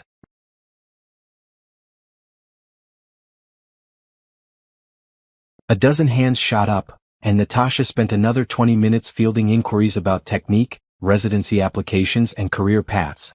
By the time she dismissed the class, she was exhausted. James was waiting outside the amphitheater with a protein bar and water. You did great, but you need to sit down. I'm fine, Natasha protested, even as she gratefully took the food. You're 8 months pregnant with twins and you just stood for 90 minutes teaching, James said firmly. You're not fine, you're stubborn. There's a difference. Natasha laughed, allowing him to guide her to a nearby bench. They sat together and she ate while James rubbed her swollen feet through her shoes without being asked. You don't have to do that, she said. I want to. James looked up at her. I love taking care of you. Let me. I'm not used to it, Natasha admitted. Being taken care of. I know. That's part of what I love about you, your fierce independence. But you can be independent and still let people help. They're not mutually exclusive. A group of residents passed by, several waving respectfully. Dr. Coleman. Great lecture on valve repair last week. Natasha waved back, then turned to James. Did you hear about the surgery scheduled for tomorrow? The 18-year-old with the congenital defect. I did. Are you taking it? I think I should. It's complex, but I've done similar procedures. And Dr. Rodriguez is available as backup if needed. James studied her face. You're not going to take maternity leave until you absolutely have to, are you? I have 6 weeks, Natasha said. Maybe 5. I can do a lot in 5 weeks. Or, James suggested gently, you could rest. Prepare for the babies. Set up the nursery. Take some time for yourself. I'll have months of maternity leave for that, Natasha countered. Right now there are patients who need surgery. There are residents who need teaching. There's work to be done. James shook his head, smiling. You're impossible. You knew that when you asked me to move in with you. I did. And I love every impossible inch of you. He helped her stand. Come on. I'm taking you home for a real meal and a nap. I have rounds, which Dr. Martinez is covering. I already checked. James took her back. Home. No. Doctor's orders. Natasha let him lead her to the car, too tired to argue. In the parking garage, she saw a familiar vehicle and froze. Derek's expensive SUV, parked near the entrance. What's wrong? James asked, following her gaze. Nothing, Natasha said quickly. Just tired. But as they drove home, she wondered why Derek was at the hospital. His follow-up appointments should be with his regular cardiologist now, not at Metro General. Was he having complications? Or was he looking for her? She pushed the thought away. Derek wasn't her concern anymore. He was just another patient she'd successfully treated. Nothing more. At home, James insisted on cooking while Natasha lay on the couch with her feet elevated. Their apartment was spacious and bright, with large windows overlooking the city. The nursery was nearly complete, 2 cribs, a changing table, shelves full of baby books. Everything was ready for their daughters. Have you thought more about names? James called from the kitchen. I have a few ideas, Natasha replied. But I want to meet them first. See what fits. That's very you, James said, bringing her a plate of pasta. Evidence-based baby naming. Natasha laughed. Everything's evidence-based with me. You knew that. They ate together, talking about patients, upcoming surgeries, and nursery details. This was Natasha's life now, this comfortable partnership, this shared understanding, this genuine affection. It felt nothing like her marriage to Derek had felt. Derek had made her feel small, inadequate, like she was always falling short of expectations. James made her feel seen, valued, celebrated for exactly who she was. "I love you," she said suddenly. James smiled, reaching over to take her hand. "I love you too. And I'm so proud of you. For everything you've accomplished, everything you've survived, everything you've become." Natasha felt tears prick her eyes. Pregnancy hormones probably, but also genuine emotion. "I never thought I'd have this. This life. This happiness. After Derek, I thought maybe I wasn't meant for it." "Derek was an idiot," James said bluntly. "He had something precious and didn't value it. But his loss was my gain, so I can't be too angry at him." "He saw us at that charity dinner last week," Natasha said. "He looked miserable." "Good," James said without sympathy. "He should be miserable. He treated you terribly. If seeing you happy makes him feel guilty, that's his problem, not yours." "I know. But sometimes I wonder if I should feel more satisfaction about it. About him regretting everything. And instead I just feel nothing. He's irrelevant to my life now." "That's healthy," James assured her. "Indifference is better than anger. It means you've truly moved on." Had she though? Natasha wasn't sure. She didn't think about Derek daily anymore, but the charity dinner had stirred up old feelings. Not love, definitely not love. But something complicated and uncomfortable that she couldn't quite name. Later that night, after James had fallen asleep, Natasha lay awake feeling the babies move beneath her hands. 2 heartbeats. 2 lives. Her daughters growing strong and healthy. The family she dreamed of having now becoming real. She thought about the baby she'd lost 3 years ago. The pregnancy she'd discovered on the worst day of her life. The tiny shoes she'd bought and never got to use. For a long time, that loss had felt like a punishment, like her body's way of acknowledging her marriage was over. But now, feeling these babies move, she wondered if maybe it had been a blessing in disguise. If she'd had Derek's baby, she'd be tied to him forever. They'd have to co-parent, negotiate custody, maintain contact. She'd never have been truly free to build this new life. Instead, she'd been released completely. She'd moved across the country, healed, found someone better, and created a family that had nothing to do with Derek. She'd won in every way that mattered. The next morning, Natasha was back at the hospital by 6, reviewing scans for the 18-year-old surgery. The congenital defect was complex. The patient had been born with malformed valves that had finally deteriorated to the point of needing replacement. It would be a long surgery, maybe 8 hours. James scrubbed in with her, along with 2 senior residents and a full surgical team.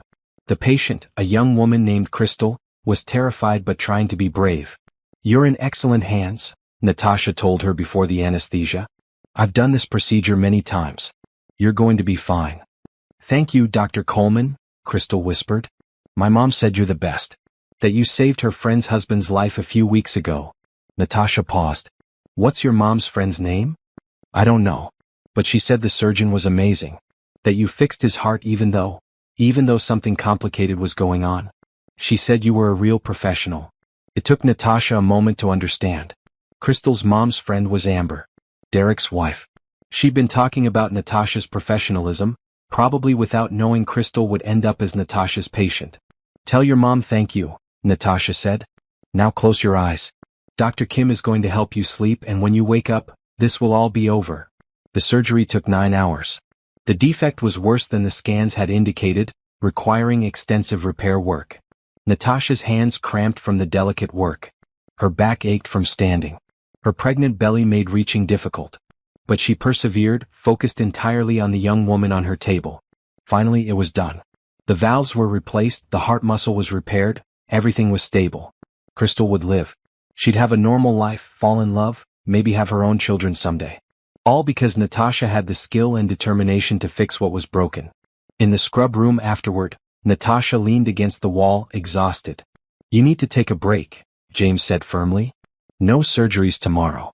Doctor's orders." "But." "No buts. That was 9 hours on your feet while 8 months pregnant with twins. You're amazing, but you're not superhuman. You need rest." Natasha knew he was right. "Okay. 1 day off. Then back to work." "We'll discuss that tomorrow," James said diplomatically. As they walked to their offices, Natasha saw Derek in the hallway talking with a nurse. He looked healthier than at the charity dinner. Some color had returned to his face, his posture was stronger. He was recovering well from the surgery. Their eyes met across the corridor. Derek looked like he wanted to approach, but Natasha subtly shook her head and kept walking. She had nothing more to say to him. Nothing he needed to hear. She'd saved his life, proving she was better than his cruelty. She'd built a career he could never diminish. She'd found love he couldn't contaminate. She'd created a future he wasn't part of. That was enough. That was everything. Derek watched her walk away, her pregnant silhouette disappearing around a corner, and felt the finality of it. She was done with him. Completely, totally done. And he had to accept that. He went home to Amber, to his empty marriage, to the comfortable life that felt increasingly uncomfortable. And he tried not to think about the ticking of his mechanical heart, the steady reminder that Natasha Coleman had given him something he could never repay or deserve. Derek Patterson made his decision on a Tuesday evening. He'd been obsessing for weeks, replaying conversations in his mind, drafting and deleting emails, driving past Metro General without stopping. Amber had noticed his distraction, his distance, but when she asked about it, he had no good explanation. The truth was simple and shameful. He couldn't let go. Couldn't accept that Natasha had moved on so completely while he remained stuck in the past, haunted by what he'd destroyed. So he ordered flowers. Expensive ones, 24 roses in soft pink, the color Natasha had always loved. He wrote a card, "Thank you for saving my life. I'm sorry for everything. You deserve all the happiness in the world. Derek." He had them delivered to her office at the hospital. The next day his phone rang. An unfamiliar number. "Hello. Mr. Patterson, this is Dr. Coleman's assistant, Susan. I'm calling regarding the flowers you sent." Derek's heart sank at her tone. "Yes. Dr. Coleman asked me to inform you that she doesn't accept personal gifts from patients. The flowers have been distributed to other patients throughout the hospital. She appreciates the gesture but requests you refrain from sending anything else. Can I speak to her? Just for a minute? Dr. Coleman is in surgery. And even if she weren't, she's made it clear she has nothing to discuss with you. Please respect her wishes, Mr. Patterson." The line went dead. Derek sat staring at his phone, feeling foolish and frustrated. The flowers had been a mistake.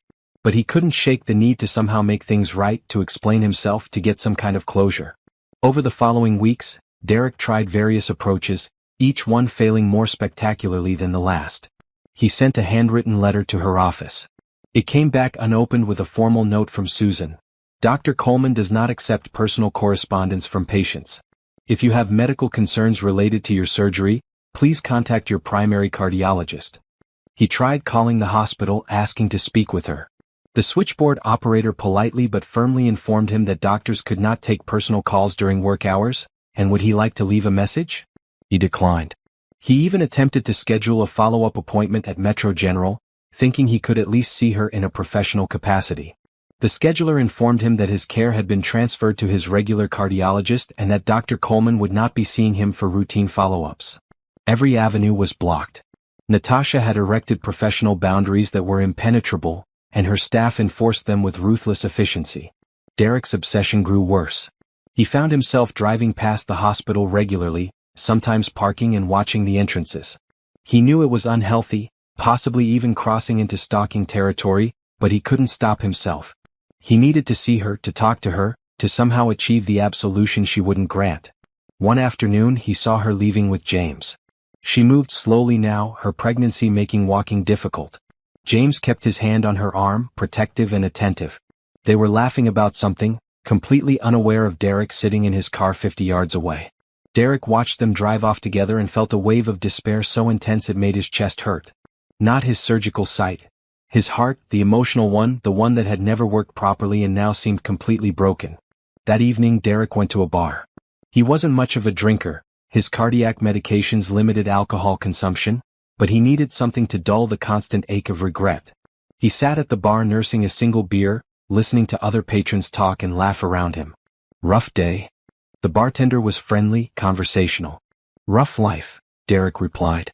Problems at work? Problems everywhere. Derek took a sip of beer.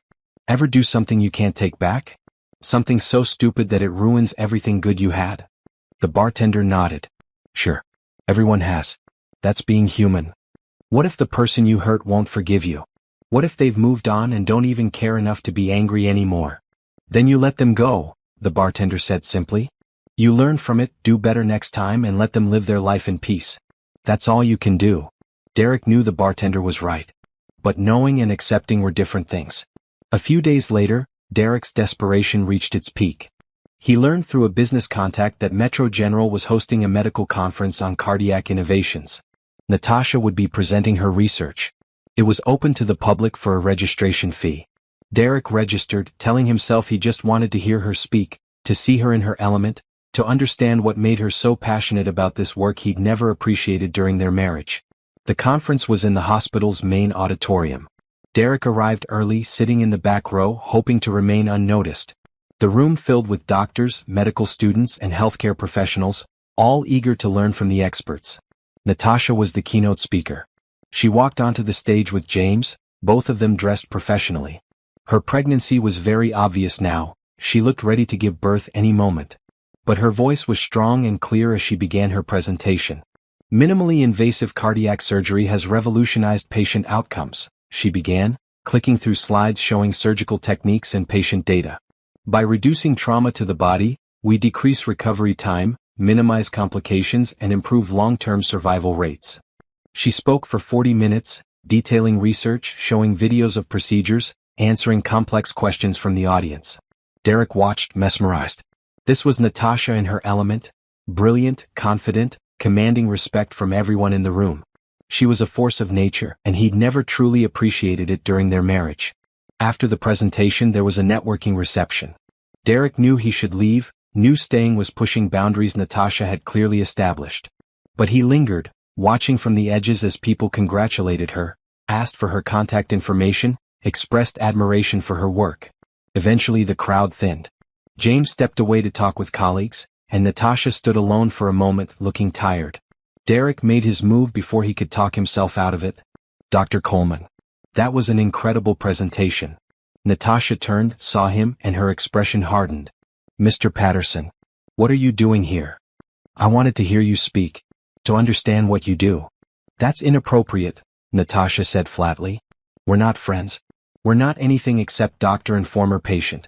You need to leave. Please, Derek said desperately. Just give me 5 minutes. I need to apologize properly. I need you to understand. Understand what? Natasha interrupted, her voice sharp now. That you're sorry? I know you're sorry. You've made that clear through multiple inappropriate attempts to contact me. But your regret is your problem, Derek, not mine. I don't owe you forgiveness. I don't owe you closure. I don't owe you anything. I just want to explain. Explain what? That you cheated because I was working too much? That you ended our marriage because I didn't prioritize your needs? That you dismissed our baby because it was inconvenient? I lived through all of that, Derek. I don't need explanations. I need you to leave me alone. People were starting to notice the confrontation. James had turned, seeing Derek, and immediately beginning to move toward them. Natasha held up a hand, stopping him, handling this herself. You got your life back, Natasha continued, her voice low but intense. You got to marry Amber, keep your business, continue your comfortable existence. You lost nothing except a wife who was too focused on her career. That's what you told people, right? That I chose medicine over you? Well, you were right. I did choose medicine. And it was the best decision I ever made because medicine gave me purpose, respect, and eventually a family with someone who actually values me. I value you, Derek protested weakly. No, you don't, Natasha said firmly. You value the idea of me now that you see what I became. You value the prestige of being connected to a successful surgeon. You value the ego boost of thinking I still care about you. But you don't value me as a person. You never did. James reached them, his expression carefully neutral. Is there a problem here? Mr. Patterson was just leaving, Natasha said, not breaking eye contact with Derek. He won't be bothering us again. Derek, James said, his voice friendly but with an edge of warning, I think it's time for you to go home to your wife. Leave Natasha alone. She's asked you nicely multiple times. Don't make this become a hospital security issue. Derek looked between them, Natasha's cold certainty, James's protective stance, and felt the last of his hope crumble. They were a united front. There was no crack he could exploit, no opening he could use to insert himself back into her life. I'm sorry, he said one more time, knowing it was useless. I know, Natasha replied. Now go. Derek walked out of the auditorium, through the hospital corridors he'd walked as a patient, out into the parking lot where his expensive car waited. He sat behind the wheel for a long time, his hands shaking, his chest tight with emotions that had nothing to do with his repaired valve. He'd thought apologizing would help. He'd thought if he could just make Natasha understand his remorse, she'd grant him some measure of forgiveness. He'd thought closure was something he could achieve through persistence. But he'd been wrong. Closure wasn't something Natasha could give him. It was something he had to give himself. And that meant accepting that she didn't need his apologies, didn't want his explanations, and didn't think about him at all. She'd moved on completely. He was a footnote in her story, a brief chapter about surviving betrayal and becoming stronger. She was a major figure in his story, the woman he'd lost through his own stupidity, the symbol of everything he'd taken for granted. That asymmetry was painful but truthful. He mattered to her past. She mattered to his present and future, even though she wasn't part of either. At home, Amber was waiting, having made dinner. She looked hopeful when he walked in, like maybe tonight he'd finally be present, finally be the husband she'd signed up for. "How was your day?" she asked. Derek looked at her, young, pretty, willing to love him if he'd let her. Willing to build a life together if he'd stop obsessing about the past. She deserved better than what he was giving her. "It was long," he said. "But I think I finally understand something I should have learned a long time ago." "What's that?" "That some things can't be fixed. Some mistakes are permanent. And the best thing I can do is accept that and move forward." Amber studied his face. "Are you talking about Natasha?" "Yes. But also us." Derek sat down, suddenly exhausted. "I haven't been fair to you, Amber. I've been living in the past, obsessing about my ex-wife, making you compete with a ghost. That's not okay." "No, it's not," Amber agreed quietly. "I love you, Derek, but I can't keep being compared to someone you destroyed and then mourned. Either you're with me, really with me, or we need to end this." Derek knew she was right. He had a choice. He could keep drowning in regret, keep obsessing about Natasha, keep trying to rewrite history. Or he could let go, focus on his actual present, try to build something real with the person who was actually in his life. "I want to try," he said. "To be present. To move forward. I don't know if I can do it, but I want to try." Amber nodded slowly. "Then try. Really try. Because I'm not waiting forever." They ate dinner in careful conversation, both of them navigating this new honesty between them. It wasn't perfect. Derek still felt the ache of regret, still thought about Natasha more than he should. But maybe that was okay. Maybe he could carry those feelings while also trying to be better for the person who'd chosen to stay. Meanwhile, at the hospital, Natasha had gone into labor. Her water broke during the reception, and James had rushed her to the maternity wing, calling ahead to their obstetrician. "Twins don't wait for convenient timing," Dr. Sarachin said cheerfully, examining Natasha. "But you're both doctors. You know that." "I know," Natasha said through a contraction. "But I had 2 more surgeries scheduled this week." "They'll manage without you," James said firmly, holding her hand. "Right now you focus on bringing our daughters into the world." The labor was long, 16 hours, but uncomplicated. Just after dawn the next morning, 2 healthy baby girls were born, each weighing just over 5 pounds. Natasha held them both, these tiny perfect humans she and James had created, and felt a completeness she'd never experienced before. "They're beautiful," James whispered, tears streaming down his face. "You're beautiful. This is everything." "This is everything," Natasha agreed. In that moment, Derek Patterson didn't exist in her thoughts. Her failed first marriage was irrelevant. The pain of her previous miscarriage was healed. There was only this, 2 babies, 1 partner, a life full of love and purpose and meaning. She'd won. Not through revenge or retribution, but through simply living well. Through becoming someone extraordinary. Through finding happiness despite the pain of her past. And that was the greatest victory of all. 6 months passed with the beautiful chaos that only newborn twins could bring. Natasha had taken a full 3-month maternity leave, longer than she'd initially planned, but James and the hospital administration had insisted. "You can't save other people's hearts if you don't take care of your own family," the chief of surgery had told her, and Natasha couldn't argue with that logic. Her daughters, Grace and Hope, names chosen for their meaning rather than their popularity, were thriving.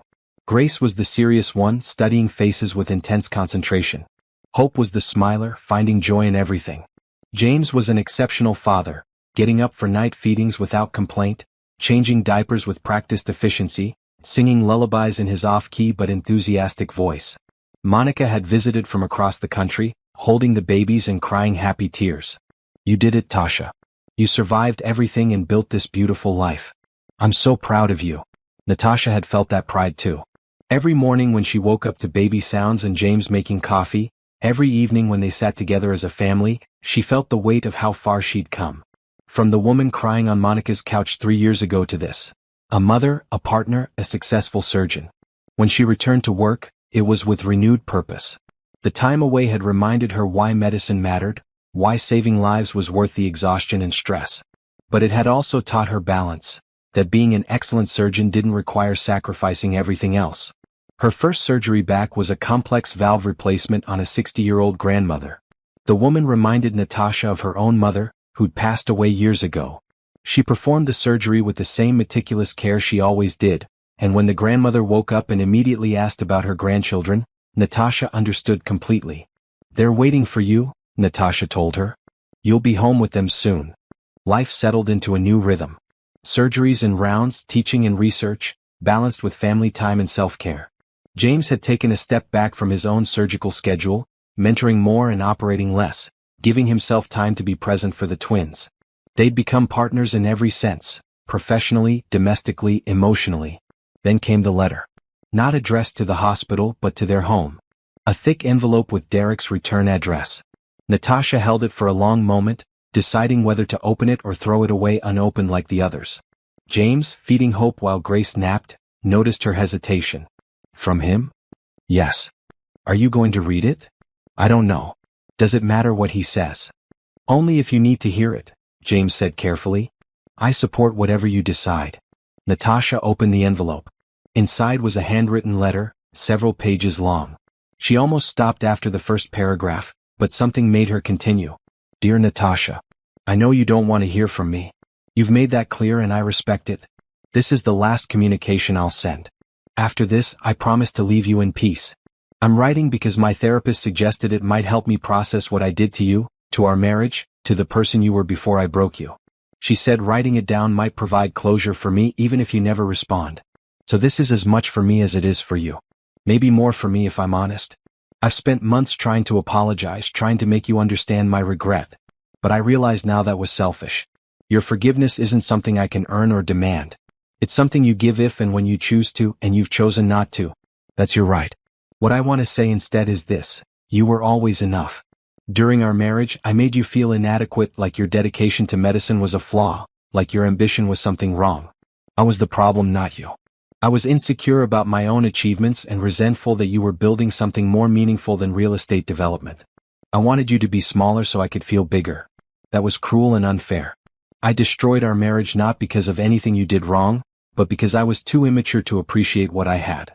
You were working 18-hour shifts to become excellent at something that saves lives. I was building condos and acting like I was doing something important. The disparity bothered me, so I tore you down instead of celebrating you. The affair with Amber wasn't about her being better than you or giving me something you didn't.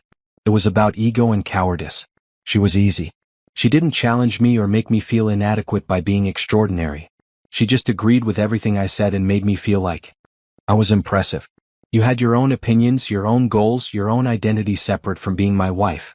And instead of loving that about you, I resented it. When you told me you were pregnant, I should have been thrilled. We talked about having children someday. But I'd already decided to leave, and a baby would have complicated that. So I said something unforgivable. I told you to get rid of it. I dismissed our child like it was nothing. And then you lost the baby, and I told myself it wasn't my fault, that it was just bad timing. But I know the stress of the divorce and my cruelty contributed to that miscarriage. I carry that guilt every day. I've seen you twice since the surgery, at the charity dinner and at your presentation. Both times I saw how happy you are, how successful you've become, how loved you are by James and respected by your colleagues. I saw that you built everything you said you would, and you did it without me. Maybe because you were finally free of me. I'm not writing this to ask for forgiveness. I'm writing to tell you that you were right about everything. You were right that I was holding you back. You were right that I didn't value your ambitions. You were right that I was selfish and cruel. You were right to move on completely and build a life without me in it. I hope your daughters grow up knowing their mother is exceptional. I hope they learn from your strength and determination. I hope they never settle for someone who makes them feel small. I'm trying to do better. I'm in therapy. Amber and I are working on our marriage, trying to build something honest instead of something based on rebellion and ego. I don't know if we'll make it, but I'm trying.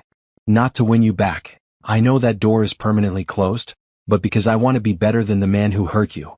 Thank you for saving my life. Thank you for being professional when you had every right to refuse. Thank you for showing me, through your success and happiness, what I threw away. And thank you for finally being free of me. I wish you every happiness. You've earned it, Derek. Natasha finished reading and set the letter down. She felt something. Not forgiveness exactly. Not absolution. But maybe understanding. Derek had finally stopped trying to minimize what he'd done. He'd stopped making excuses. He'd accepted responsibility and acknowledged the full weight of his cruelty. It didn't change the past. It didn't heal the old wounds instantly. But it felt like the period at the end of a long, painful sentence. Final. Complete. What did it say? James asked gently. That he knows he was wrong. That I was always enough. That he's sorry. Natasha looked at her sleeping daughter. Everything he should have said 3 years ago but didn't. How do you feel? Like I can finally close that chapter completely. Not because he gave me permission but because he finally stopped trying to rewrite history. He accepted the truth. That feels like closure. James nodded. Are you going to respond? No. What would I say? I don't forgive him in the way he probably wants. I don't wish him ill, but I don't particularly wish him well either. He's just someone I used to know. Someone I've moved past. Responding would reopen a door I want to stay closed. That's fair. Natasha put the letter in a drawer. Maybe someday she'd show it to Monica, or maybe she'd just leave it there, unimportant and forgotten. Either way, it didn't have power over her anymore. 3 weeks later, Natasha received a phone call from Stanford University. They wanted her to present her research on minimally invasive cardiac surgery at their annual medical symposium. It was one of the most prestigious conferences in the field, attended by the best cardiac surgeons in the world. It's a huge honor, James said when she told him. You should absolutely go. But the girls will be fine for 3 days with me, James assured her. This is important, Natasha. This is your work being recognized at the highest level. Don't turn it down. So Natasha went to Stanford. She presented her research to a packed auditorium, fielded questions from renowned surgeons, networked with colleagues who'd followed her work. It was intimidating and exhilarating. During the conference dinner, she sat next to Dr. Patricia Rodriguez, her former mentor. I'm proud of you, Dr. Rodriguez said. When I met you 3 years ago, you were brilliant but broken. Look at you now. You're one of the leading cardiac surgeons in the country, and you're only 32. I had a good teacher, Natasha said. And you had determination, Dr. Rodriguez replied. You could have let what that man did to you destroy your career. Instead, you used it as fuel. That's rare. That evening, alone in her hotel room, Natasha allowed herself to reflect on her journey. 3 years ago, she'd been a resident whose world had collapsed. Divorced, grieving a miscarriage, unsure if she could continue. Now she was a senior cardiac surgeon, a mother, a partner to someone who loved her completely, and a presenter at Stanford's medical symposium. She'd won. Not through revenge. Not through making Derek suffer. But through sheer excellence and determination. She'd become everything he'd told her she couldn't be. She'd proved him wrong in every way that mattered. The next day, her presentation was covered by several medical journals. The headline in Cardiac Surgery Today read, Dr. Natasha Coleman's innovative techniques revolutionize valve replacement outcomes. There were quotes from other surgeons praising her work, mentions of her research, details about her success rate. Natasha sent a photo of the article to James and Monica. James replied immediately, That's my brilliant fiancé. The girls and I are so proud. Wait, fiancé? Natasha stared at the message. They'd talked about marriage eventually, but James had never formally proposed. Her phone rang. Surprise ruined, James said when she answered, laughing. I was planning to ask properly when you got home. With a ring and everything. But I got excited and accidentally jumped the gun. Ask me now, Natasha said, smiling. I can't. You can't see the ring. It's a whole thing. Just pretend you didn't see that message. Act surprised when you get home. I love you, Natasha said. I love you too. Now go accept more accolades and stop ruining my proposal plan. When Natasha returned home 3 days later, James was waiting with the twins, a candlelit dinner, and a ring that took her breath away. He got down on one knee right there in their living room while Grace and Hope babbled happily in their playpen. Natasha Coleman, you are the strongest, most brilliant, most exceptional person I've ever met. You've taught me what it means to truly partner with someone, to celebrate their success, support their dreams, and build a life together based on mutual respect and genuine love. Will you marry me? Yes, Natasha said, tears streaming down her face. Yes, absolutely yes. The ring fit perfectly. They kissed while the twins clapped their small hands, delighted by the excitement even if they didn't understand it. That night, after James had fallen asleep, Natasha stood at the window holding Hope, who'd woken for a late-night feeding. She looked out at the city lights, at the world that had once seemed so dark and now felt full of possibility. She thought about Derek briefly, not with anger or pain but with indifference. He was living his life somewhere in this city. Maybe he and Amber were happy. Maybe they weren't. Either way, it had nothing to do with Natasha anymore. She'd survived his betrayal. She'd built something beautiful from the ruins. She'd proved that the cruelty of one person didn't have to define your entire life. She'd won by becoming someone extraordinary, someone respected, someone loved. And now she was getting married to a man who valued every part of her, who celebrated her ambition, who shared her dreams.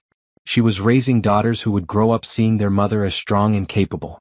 She was saving lives, teaching residents, changing medicine. This was her victory. Not dramatic. Not vengeful. Just a quiet, profound triumph of survival and excellence. Hope finished nursing and fell asleep in Natasha's arms. Natasha carried her to the nursery, placed her gently in her crib beside Grace, and stood watching them both breathe peacefully. "You're going to have such a different life than I did," she whispered. "You're going to know you're valued. You're going to see what partnership looks like. You're going to learn that you can be ambitious and loving, successful and kind, that you don't have to choose between career and family. You're going to know you're enough exactly as you are." She kissed them both and returned to bed, sliding in beside James, who automatically reached for her even in sleep. This was happiness. This was success. This was everything she'd ever wanted and more than she'd dared to hope for after Derek. She'd won. Completely, finally, beautifully. And Derek, wherever he was, knew it too.